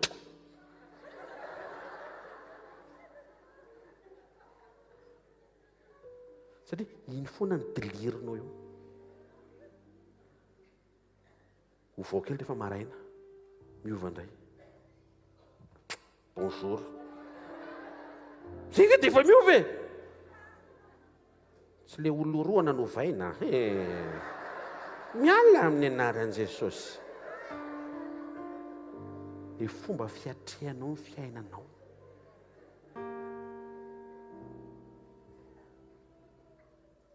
Ho amin'ny mpikarakara sakafo ao an-trano. Misolo tena ny confédération ny mpinan-kanina ao an-trano eto androany. Mba asio zava-baovao eo amin'ny menu isan-kerinandro ry azafady indrindra tompoko.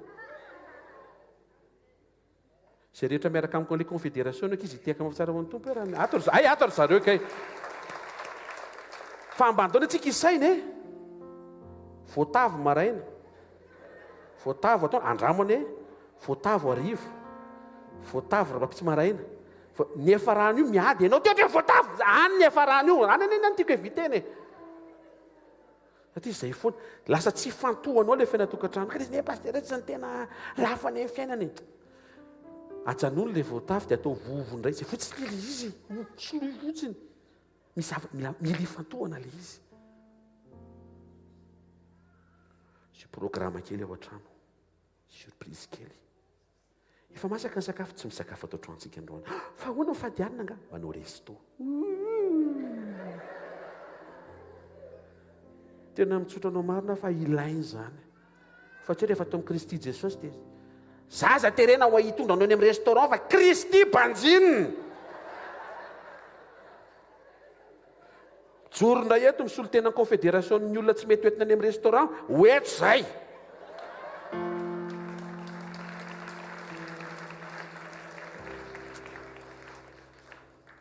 Lasa ohatrany hoe zao tontolo zao mahay an'izany.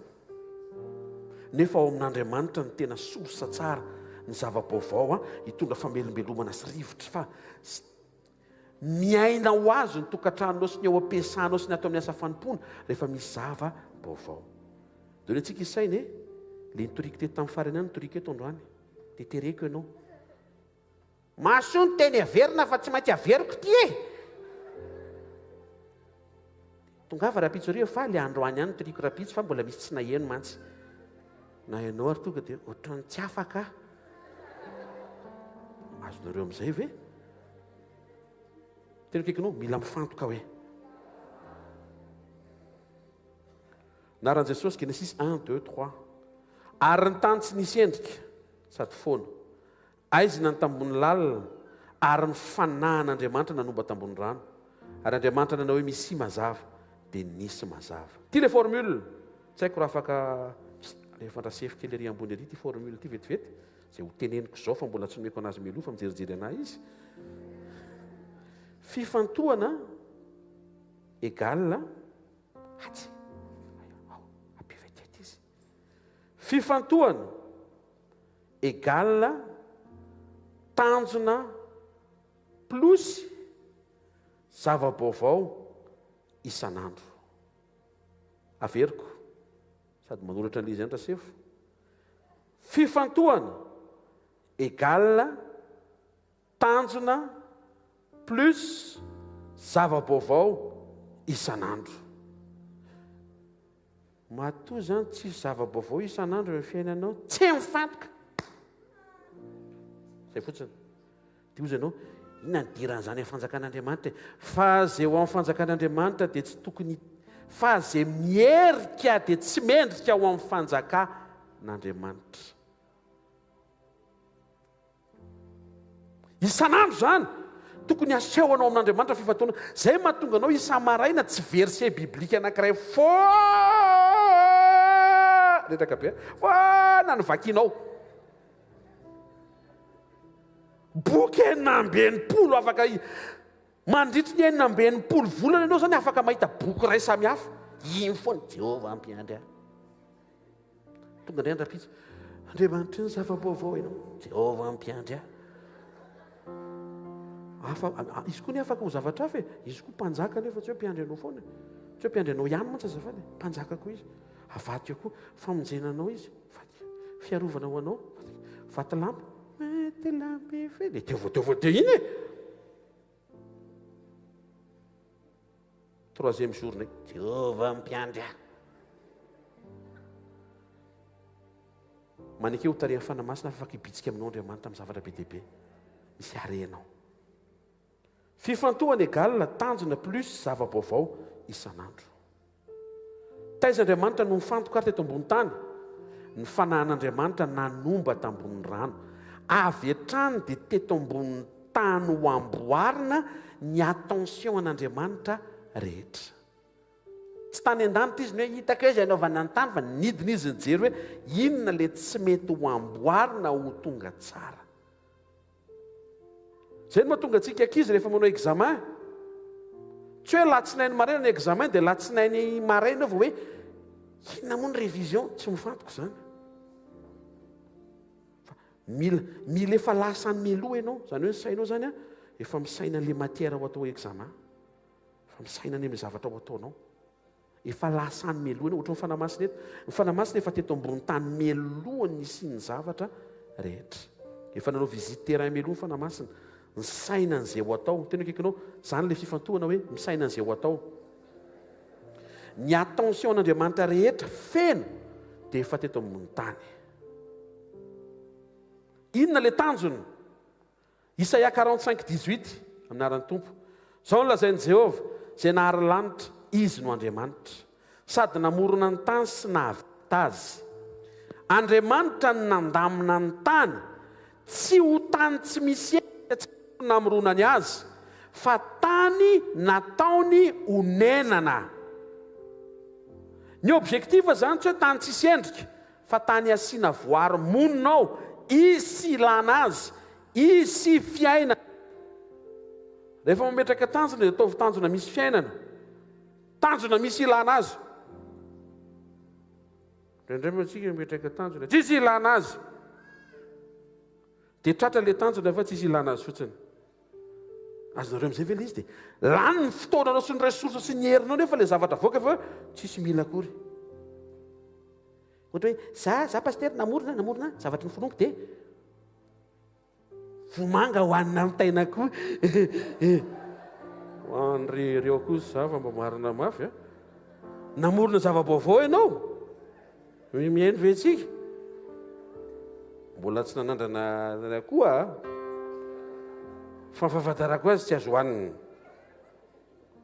dikan'izay tsy hoe manenjika tsika amorona zava-baovao fa le zava-baovao misy fiainana sy misy ilana azy avy ireny hoe misy fiainana le izy hoe dia misy ilana azy le izy hoe verina le programme ao an-trano sao dia anao da tsika hivoaka kely e dia oentinao mivoaka fotsiny le olona sady efa mandeha lavitra be nona be tsy aza reo amizay ve le izy dia lasa tokony ho programme mahafinaritra lasa mifampitsireniny an-dalana satria tsy izy kaly le programme tsy hitanao nafinaritra ve le tendrombohitra be le endrinkitra be le ariananareo ianao tian'izany fa ny olona masikita tsy haiko aloha ny olona any aminareo sy ny olona ty aminay mety tsy dia mitovy azonao ve zavatra misy ilana azy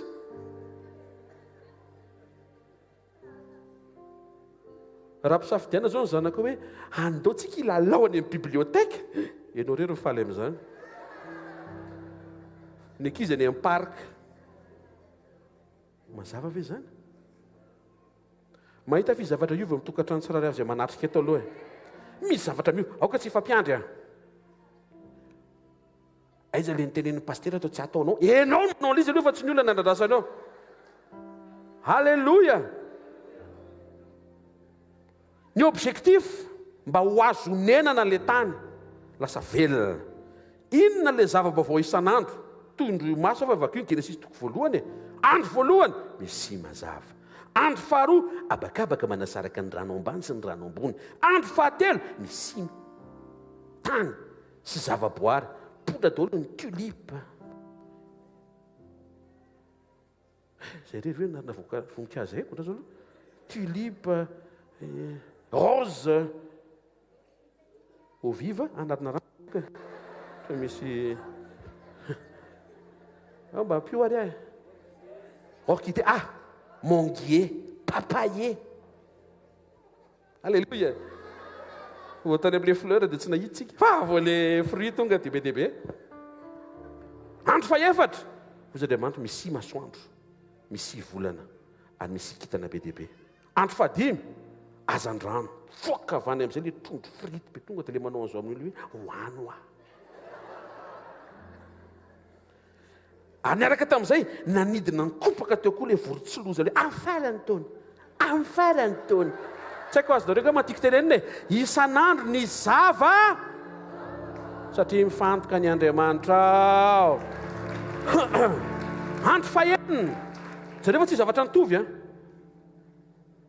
andro fahenina to dia biby atanety daholo omby trafikena-nomby any ambon'le omby zany ajanoko nga mazay fanazavany zay fa mazava to dia nasiany olona koa zareo amin'izay ny Andriamanitra ao mifantoka eo amin'ny zavatra ataony nasiany tanjona ty tany ty natao honenana dia isan'andro amin'izay tsy zavatra teo no averimberina fa dia zava-baovao tsy miverina isan'andro zay natiora zay efa ao anatinao halleloia ary ao anatin'ny fanekenao andeha ao anatin'izay anampy Andriamanitra isin'le zava-baovao tokoa araka le niteneny hoe hanao zava-baovao fa miara-miasa ianao sy Andriamanitra amen araka le voalazako teo dia Jesosy nanao zava-baovao tia ny rako ny amin'ny fanekena vaovao alatsaka ao maro famelan-keloka didy vaovao no meko anareo dia mba ny fankatiavanareo tahaka nananganana ny Kristy tamin'ny maty tamin'ny voninahitra ny ray no andehanantsika kosa amin'ny fiaina vaovao raha misy olona amin'ny Kristy dia olo vaovao mba ho tafianareo ny toetra vaovao halleloia farany anambara fiderana ny tanjon'Andriamanitra zany dia tsy hoe mijanona fotsiny amin'le hoe mahita sy miaina zava-baovao ianao fa mba hiaika ianao amerina ny fiderana an'Andriamanitra Isaia 43:21 averintsika vetivety fa io le teny io mianaran Jesosy zao olona noforoniko ho azy ao no anambara ny fiderana mizara roa le zavatra lazain'ny Andriamanitra eto enao aloha ny foroniny ho azy vo manambara ny fiderana azy amin'ny zava-baovao ataony eo aminao. Appartenance aloha voapray izy. An'Andriamanitra no ianao vo midera.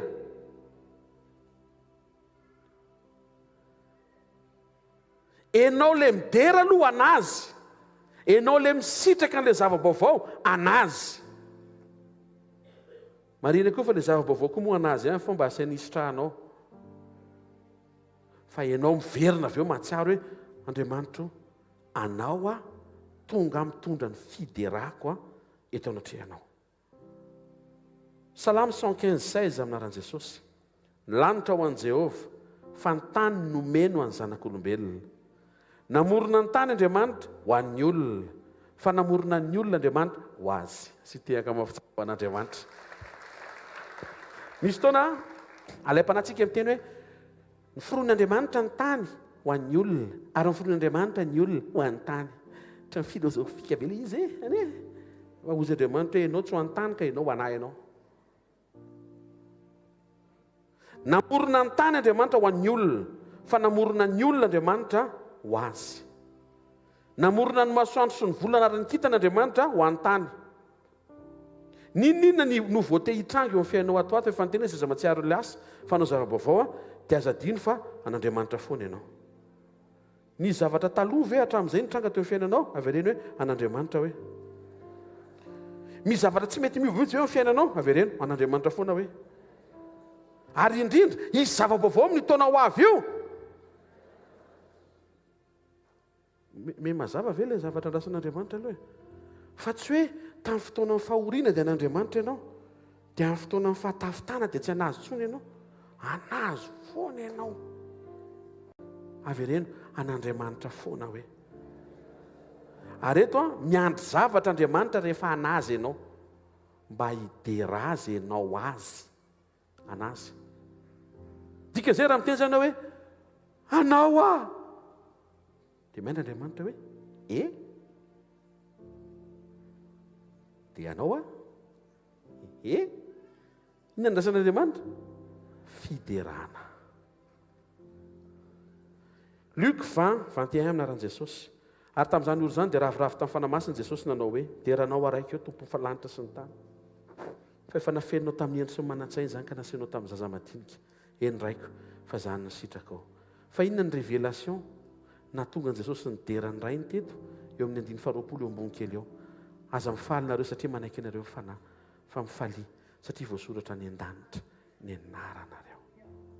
Le fiderana zany eo le hoe mideranao fa ianao nanao zava-baovao, fa indrindra afaka misitraka an'ilay izy anaty toky fa voasoratra ny an-danitra ny anarako. Le hoe anambarany fiderana amin'ny diketeny fototra dia hoe hitanisan'ny fiderana. Ohatr'izao zany le zavatra rasan'Andriamanitra.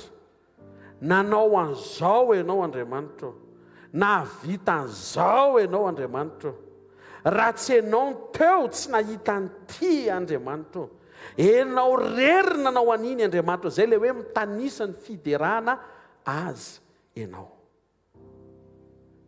Le zavatra rasan'Andriamanitra zany tsy ianao le miteny hoe miankina aminao tsy iny karazan'iny, fa le ianao miaiky fa ny zavatra nitranga indrindra le zava-baovao ho asehony dia efa mampiaiky ianao fa Andriamanitra nanao an'ilay izy. Ohatra ny tananao raha maheno tsara ianao.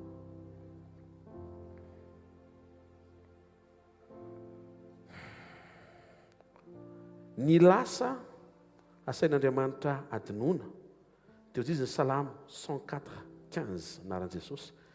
Divay mampifaly ny olona, mampinendonendona ny tava mihoatra ny diloilo, ary mofo anoanana ny ain'ny olona. Misy passé tian'Andriamanitra adinoanao, fa tany amin'ny passé ny mofo dia manoanaina ary ny divay dia mampifaly.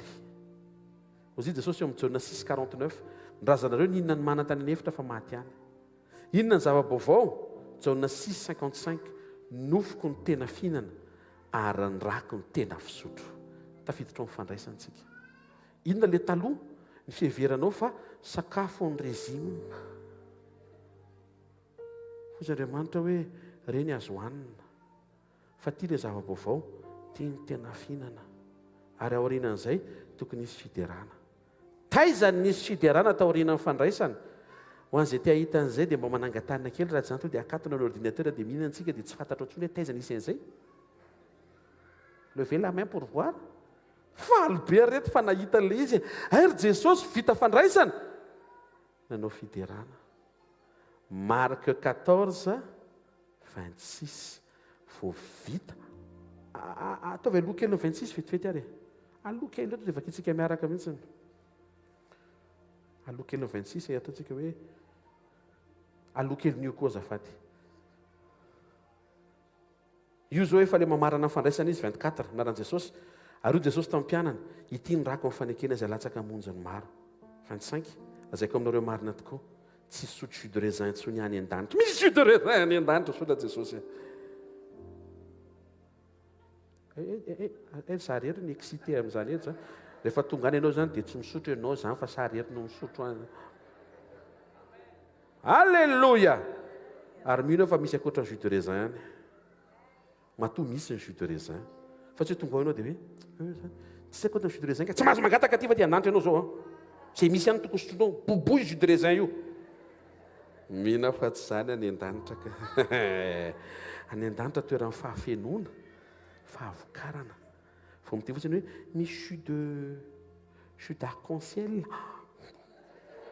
samy manana nofinofiny e nana manofy ianao toiziko tao anatin'izay le vita fandraisan'izay 9 miara-mamaky tsika isa 2 ary rehefa nira fiderahana izy dia lasa nakany tendrombohitra oliva après fandraisana satria le fandraisana maneho le règle de 3 actions inona le passé aza mitoky amin'ny sakafo so dia heverinao fa sakafo mahavelona ainanao fihina le zava-baovao le fandraisana omeny jesosy tena fihinana sy tena fisotro mampiditra ny fiain'Andriamanitra ao anatinao hiantoka amin'ny fanjavonanao sy azahoanao an'le tena vaovao atonga anao hanina n'le fa antoka fa rehefa tonga jesosy dia isan'le manjavona ianao zany tsy hoe manjavona dia oay tsisy vatana fa misy fandraisana to dia soloana le vatana dia aorianan'izay asain'Andriamanitra midery ianao satria izy daholo no nanao an'izany ary izy no hanao an'izany ary izy no tsy mio voamarisan'io ary mandraky izay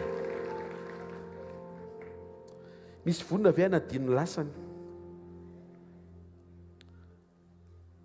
tsanganana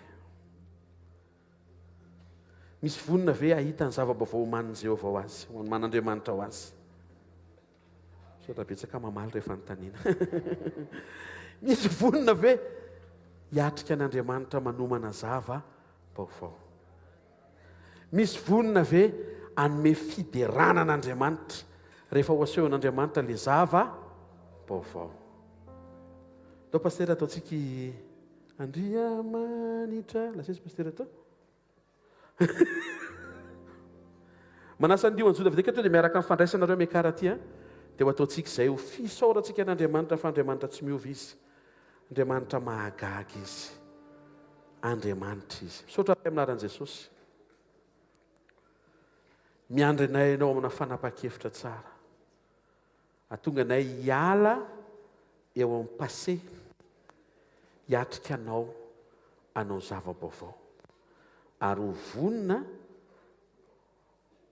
miaparteniranao zay vao hanambara ny fiderananao misaotra ray amin'aran'i Jesosy mankasitraka ny fony amanontolo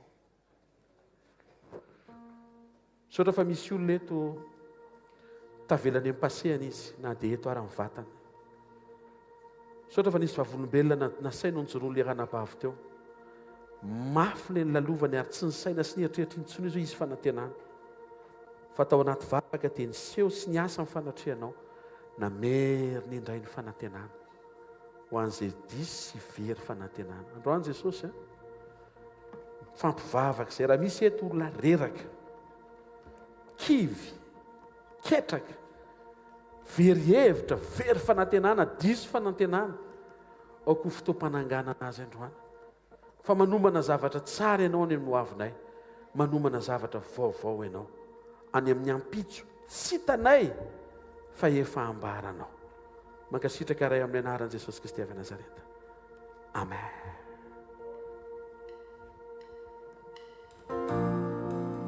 sakafo fotsika anambaritsika efa Andriamanitra tsy natao tanana izy fa izy ny mpanao ny zavatra rehetra, izy ny mpamorona ny zavatra rehetra, izy mipahary zao rehetra zao. Ninina mitranga sy tsy mitranga eo amin'ny fiainanao, tsy mihontsina izy eo amin'ny seza fiandrianana, ary tiana anao atoky an'izay Andriamanitra tsy miovy izay, fa izy ny ray anao amin'ny alalan'i Jesosy. Amen.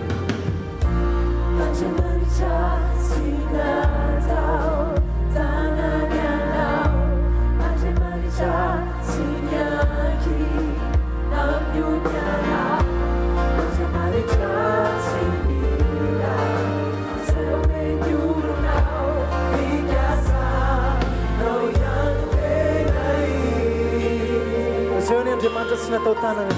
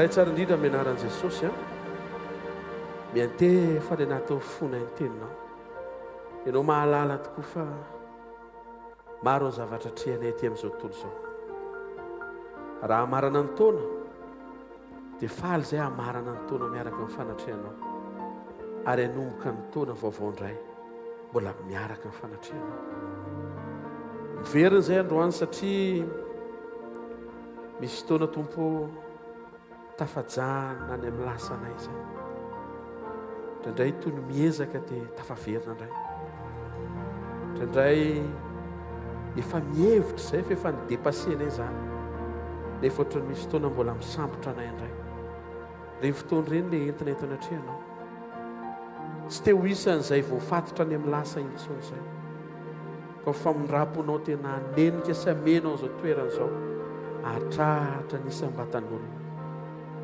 jesosy a Andriamanitra ianao ilay mahavita ny zavatra rehetra izay rehetra mafy tany amin'ny lasa ratra fahalavony fianjerana fahasimbana fahampotehana na inona na ino zany dia efa nentina teo anatrianao ary misafidy zay manomboka amin'ny tinoty miaraka amin'ny fanampiana satria atosiky ny teninao zay hialany amin'ny passé amin'izay hifantoka amin'ilay androany a miaraka aminao mifona aminao inkio zay fa misy misaina hoe efa zao ny fiainanay ka mety tsisy zava-baovao intsony satria mety efa ela be ilay fiainanay na ohatr'izao androany maraina nefa dia tonga ianao manaitra anay fa indro izanao zava-baovao ho ianao any amin'ny désert ho asiako lalana any amin'ny tany lao ho asiako ony be dehibe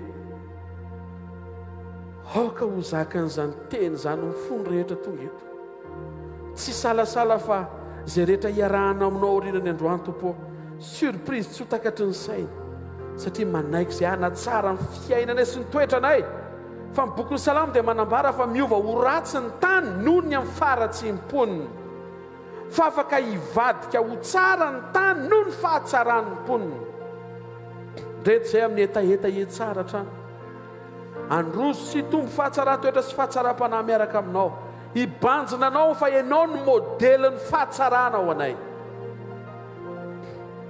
fona inkio izay efa misy taona efa miasa ianao fa adinay ny mideranao fona jesosy objectif anao tsy ho ampifalifaly anay fotsiny fa hiverenany zavatra rehetra eo amin'ny antom-pisiny izahay tsy natao ho an'ny ty tany ty sy ny zava-baovao fa anao zay fa ny zavatra aseho anao kosa dia sitraka ao ny aneo an'izany satria le edena tsara tarehana natao hitsenana n'le adama araka ny endrikao ny problema le adama mihitsy ny nanadino anao dia tonga le edena ny fironinao anazy zay mihitsy le entinay mambavaka amin'ity marainy ity amarana ny taona sy atrika ny taona vaovao zay apetraka eo ampelantananao mba hisokatra amin'ny fifoazam-panany ao anatinay tompo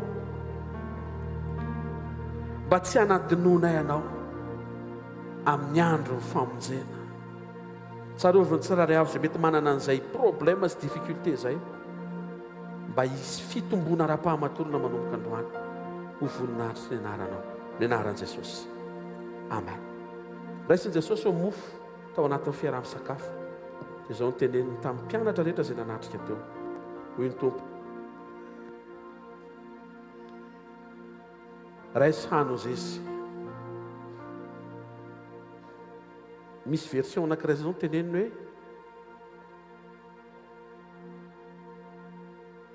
bless, break, forgive hotsofotsika rano ty mofo ty araka ny tenin' jesosy hoy ny tompo hoe zay mihinana nofoko sopisotro rako manana fiainana mandrakizay hitondra ny fiainana mandrakizay ao anatinao tokoa ne iny mofo eny an-tananao eny sofina rano ihankeo aminaran' jesosy foy ny tompo hoe ny mofoko ny tena fihinana ary ny rako ny tena fisotro hiditra ao anatinao ilay tena fihinana ameno sy atateraka ny antom-pisiny zay efa nohaninao hatramin'ny androany tsofina rano sy tononona inkio fa ity no akory tafiditra ao anatinao jereny fanamasiny anamboarana n'le vatana vaovao ahafahanao miditra any amin'ny fiainana mandrakizay ho marina aminao ane zany eo am-pihinanana ny mofo eny an-tananao eny amin'ny anaran'i Jesosy Kristy avy Nazareta.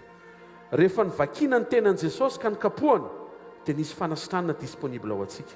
Rehefa hamaky an'io mofo io ianao dia isy fanasitranana ao anao. Tsofina rano sy tononona isy fiantraikany eo amin'ny vatanao, ao amin'ny ainao, sy any anatin'ny fanahinao lalina iny mofo eny ambavanao eny. Ary andraisy Jesosy ilay mofo dia nivakiny dia izao no teneniny hoe izao ny ataovy ho fahatsiarovana sao razy.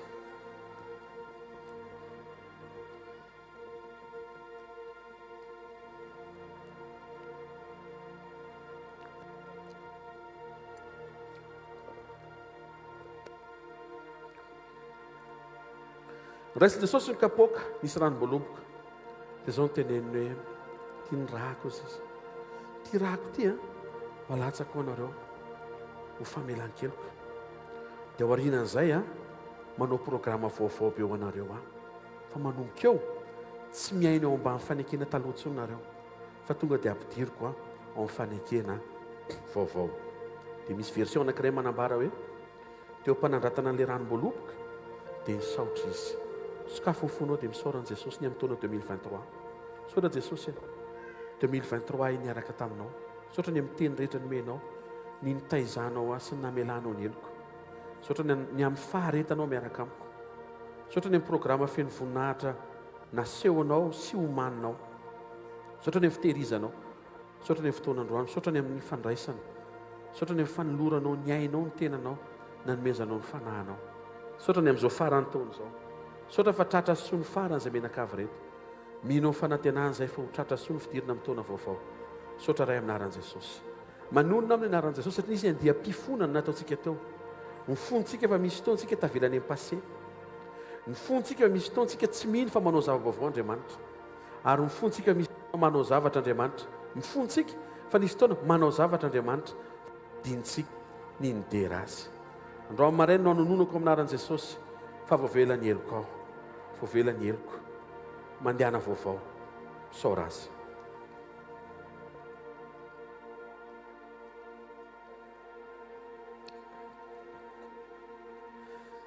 Tsy miovy ianao, mitoetra ianao, mandeha ianao amin'izay tianao. Ambarao, Jesosy tsy miovy ianao. Tsy miovy ianao, mitoetra ianao, mandeha ianao, tsy miovy ianao. Tsy miovy ianao.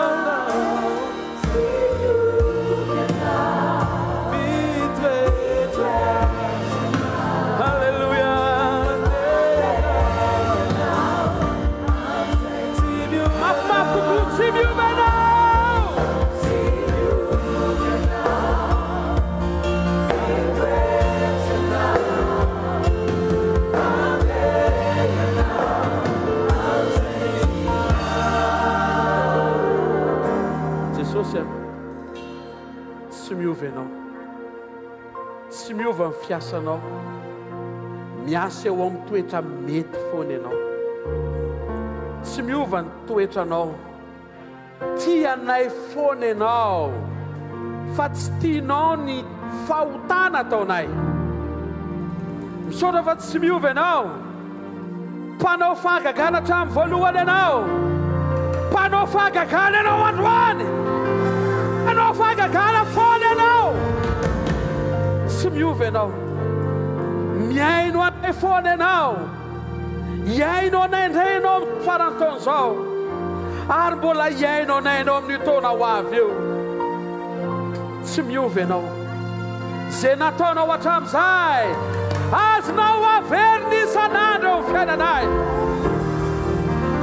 Tsy miova ianao, tsy miova, mitoetra ianao, izay mitrango eo amin'ny fiainanay, tsy manozongozona na dia 1 milimetatra koa aza amin'ny seza fiandriananao. Tsy misy amin'izay mifirononao ka navelanao hiotranao maheraka ianao a manan'izay manana anao raisondera raisonlaza raisonvoninahitra tompoko raisondrehetra tsara hitanay avy aminao zany avy aminao reny hiverina fô zay anambara fiderananao anao zay avy reny anao zay anao zay anao zay halleluja sataray maran jesosy manao zay tianao ianao tsy zay tiany devolo no mitranga farany eo zay tianao zay tianao zay tianao amin'ny anaran jesosy tehaka mafy be tsika hoan jesosy mazaho teona vetivety a mbola anao fiderantsika fa vaovao aloha zay pastera voatendry amin'izay vaovao eo Alléluia. Tonga fotoantsika anaovana ny fanatitra sy ny ampafolo-karena. Atolory zay fanomaninao misy box mandeha reny. Eto am-piandohana aloha zany dia ny asa fanompoana dia maneho fisaorana sy fankasitrahana antsika tsirairay avy noho ny fahatanterahany krismasy mahagaga izay nataontsika tamin'ny 23 décembre lasa teo dia fisaorana iram-poeran-tsaina ny amin'ny fifandrembonatsika tao ireo tonga sakafo tao ireo tsy afaka dia nandefa fafana sy ny sisa Andriamanitra ny atsiaro ny tsirairay avy noho izay tao ampony tsirairay avy amen araka nefa nola zay namaly dia raha pitsitsika dia fotoana miavaka eto amin'ny efatra hatramin'ny 9:00 amin'ny efatra hatramin'ny 9:00 fotoam-pisaorana sy fotoana fankasitrantsika an'Andriamanitra noho ny amin'izay rehetra nataony nandritra ity taonty sy tany amin'ny lasa rehetra eto amin'ny trampokon'olona zany ny fotoanantsika amin'ny efatra hatramin'ny 9:00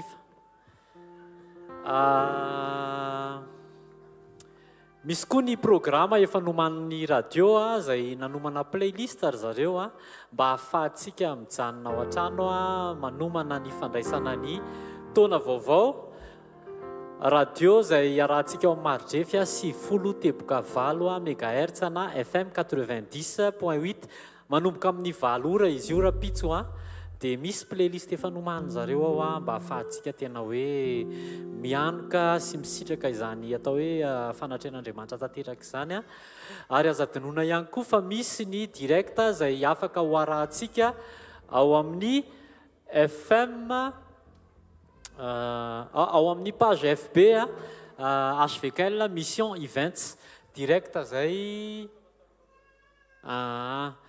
direct zay ho arahantsika ao amin'ny page FB hvkl-mission events dia aotsika ny andray ny teny zay etsika miatrika indray ny taona 420 amby 2000 ao aorianan'ny fivoriana dia mba mijanona daholo ny ambasadoro mahomby rehetrarehetra dia mijanona aorianan'ny fivoriana dia aorianan'ny fivoriana rehefa avy eo ihany koa dia isy ny fotoana ny tanora amin'ny tiafa mafy ho an' Jesosy izay tanora rehetrarehetra tonga eto izay manana tanora alleloia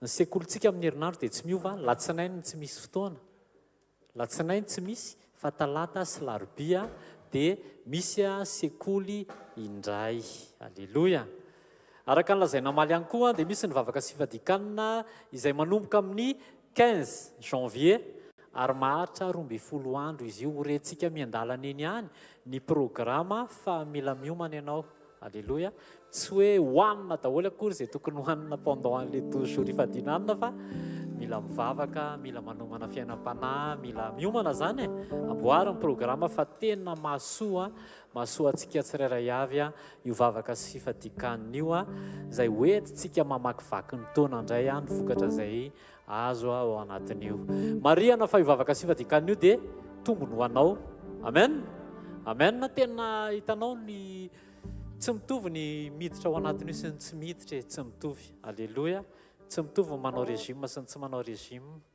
amen andao ary tsika hitsangana dia andao alefa tsika eto aloha eto ny tanantsika tsiraray avy aza dinona ny mitondra-bavaka ny fotoana rehetra zay any ivelany zay irahana mpanompon'Andriamanitra sy ny fotoanantsika rapitso ihany koa mba hisy fanahy vovonjy foana, hisy fanahy hiverina ao amin'ny vala, hisy fanahy hitsangana, hisy fanahy voatahiry tsarovy am-bavaka amin'ny mpanompon'Andriamanitra amin'ny hafatra sy ny teny rehetrarehetra zay ho zaraina. Amen na ndao tsika ary vavaka iray amin'ny anaran'i Jesosy mankasitraka anao zay misaotra fa afaka niombom-po taminao zay Jesosy. Ianao mahita ny ao am-pony tsirairay avy.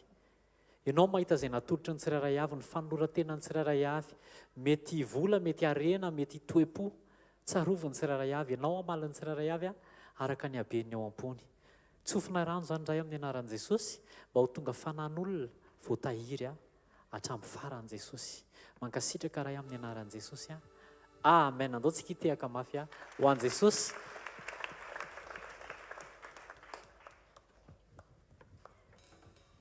Mika aleluia mafy ho an'i Jesosy zay faly rehetra aoka iorakoraka iteha-tanana mafy ho an'i Jesosy izy miteny izy name miafatra ao antsika androany. Aleluia ao tsika iteran'i Jesosy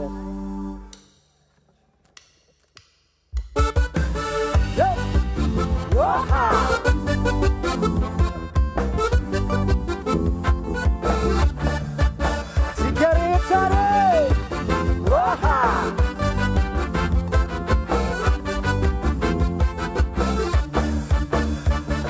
iderany mandraky zay ny anaranao manaovany zay rehetra sitrakao otompony mandraky zay ny anaranao raha io aneonany zay ritombo zanakao oderainy asandrato mafofeonao Jesosy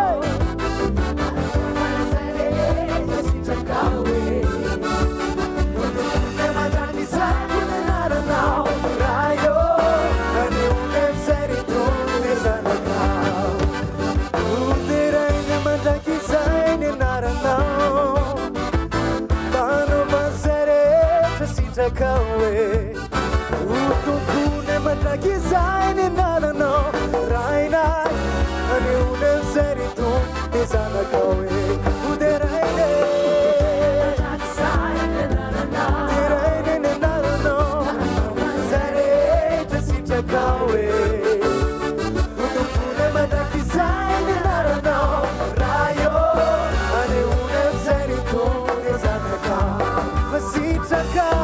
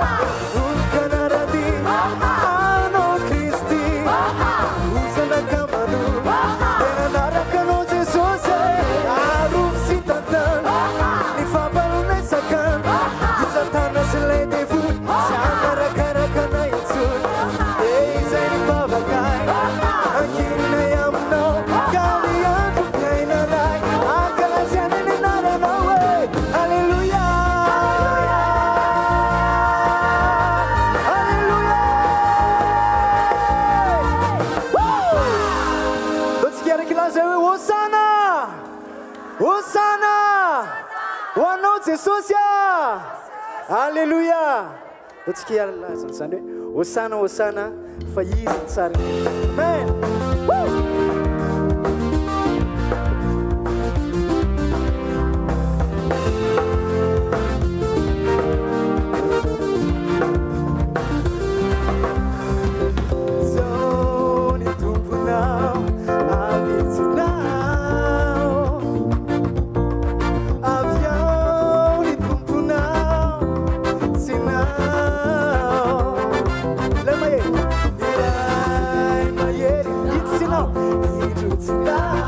Adama vaovao Adama vaovao Sina Wavy voninay Jesus Wavy voninay Jesus Vinarulana nini lambanao Ufafontanasike Ufaufau rafinale panza Ganson tuliza Ganso izan sari DJ Izan sari DJ Izan sari DJ Izan no boni DJ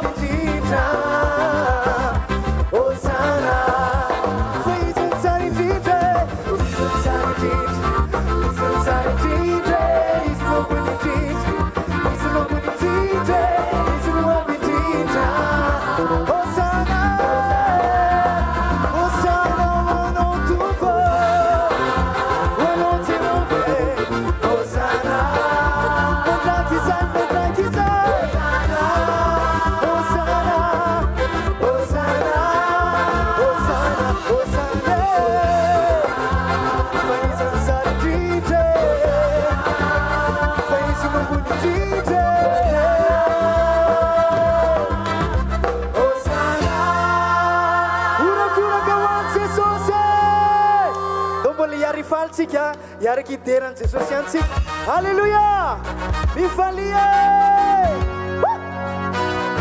ao fofeletanatsika ho any jesosy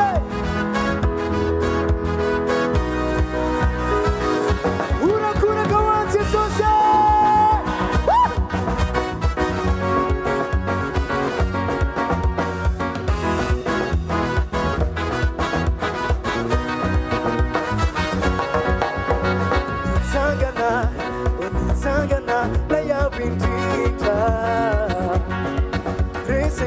resany ireo fijaliana tsisy nandaitra taminy jeso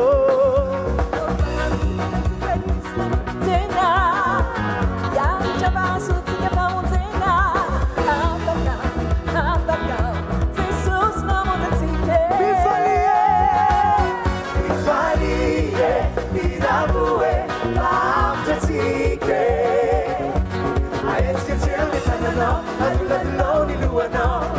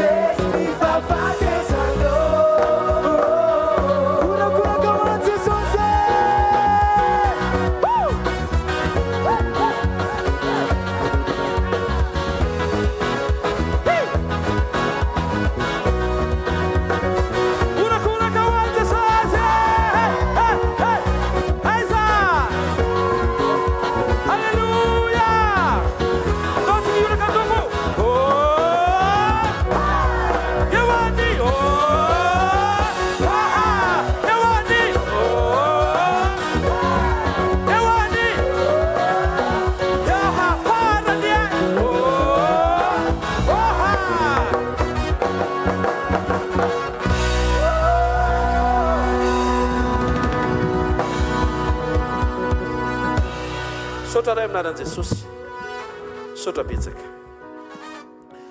eo amin'ny fanatrehanao fafenon'ny zavatra rehetra fafikisam-pifaliana fafinaretana eo tany okavana mandrakizay zay rehetra tsy hainay tsy hitanay zay heverana hity zany rehefa miditra eo fanatrehanao zay misaotra ny amin'ny fotoana andro amaraina nampahery anay ianao nanintsy anay ianao nanangana anay ianao misaotra fa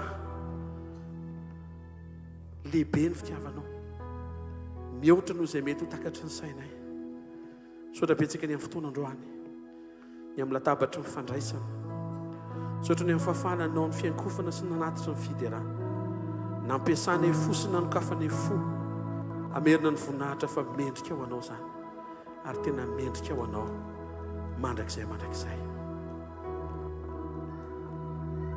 raha marana ny tony zay jesosy tsaroviny tsiraray avy zay tonga eto zavela isy anapatsapana hoe rerina na ilika na mety hoe sary ny problema sy tototry ny fahasarotana fa ilay fiaona sy fanenana fifankahitana fanatrehanao androany ataovy manova zavatra araka ny teniny aza matsiara ny lasa na misaina ny taloha fa indry izao manao zava-baovao ary tsy efa hitanareo fa zany fa efa miposaka fa any amin'ny désert tsy misy nininina dia anaovako lalana ary amin'ny tany lao no asiko rivière be dia be tsy maintsy hiova zany le désert tsy maintsy hiova zany le tany lao ary zao oloko ny fironiko azy ao no anambarany fiderana raha aminaran'i jesosy zay marary tonga eto dia aoka izy sitraka ny fanasitrana avy aminao izany izy mavesatra aoka izany vesatra zany tonga eo aminao raka ny tenao makanesa ty zay mavesatrretina sy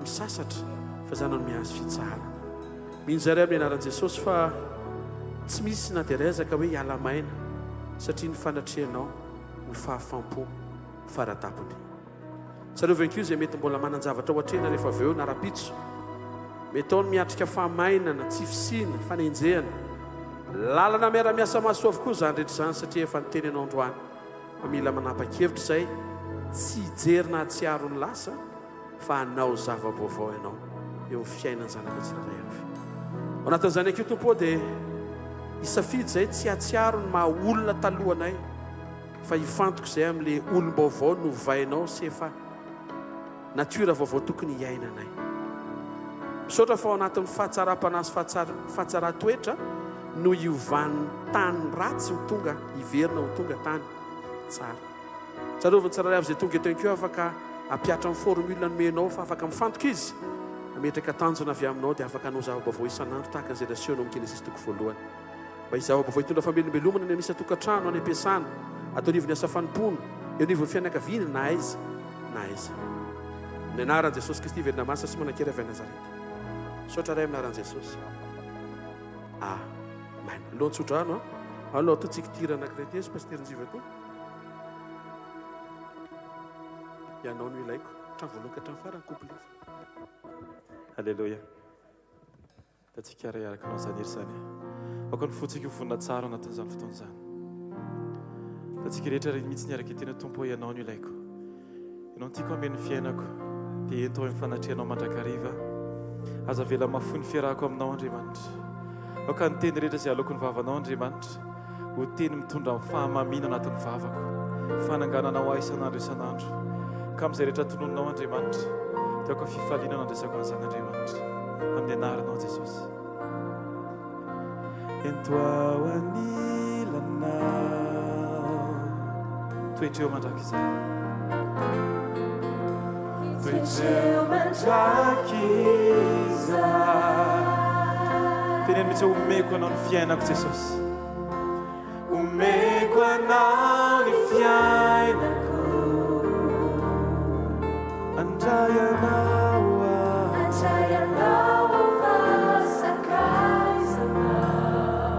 satria ianao no faniriako Jesosy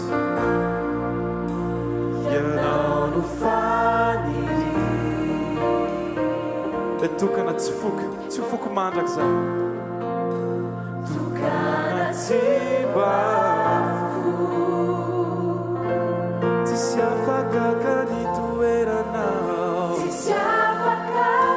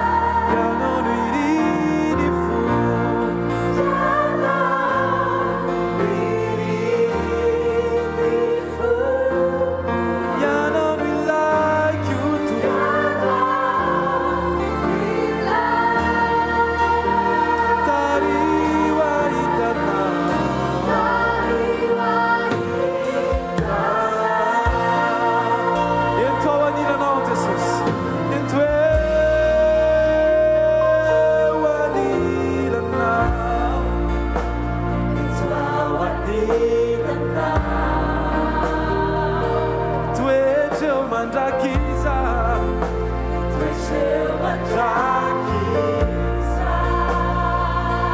meko anao ny fiainako meko anao ny foko Jesosy meko anao ny fiainako andray anao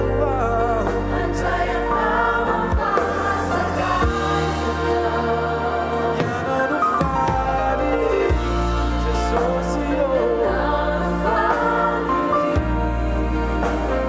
tokana tsy mafoky anao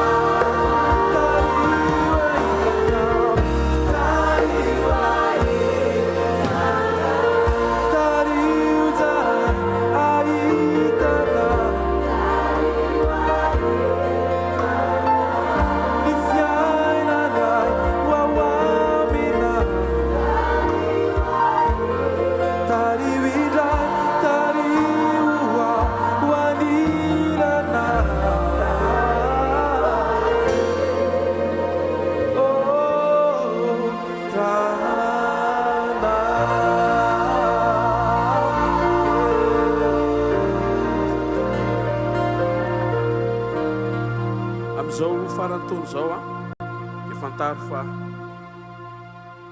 tsy zay mety zavatra bangy eo amin'ny fiainanao no ilainao. Jesosy no ilainao.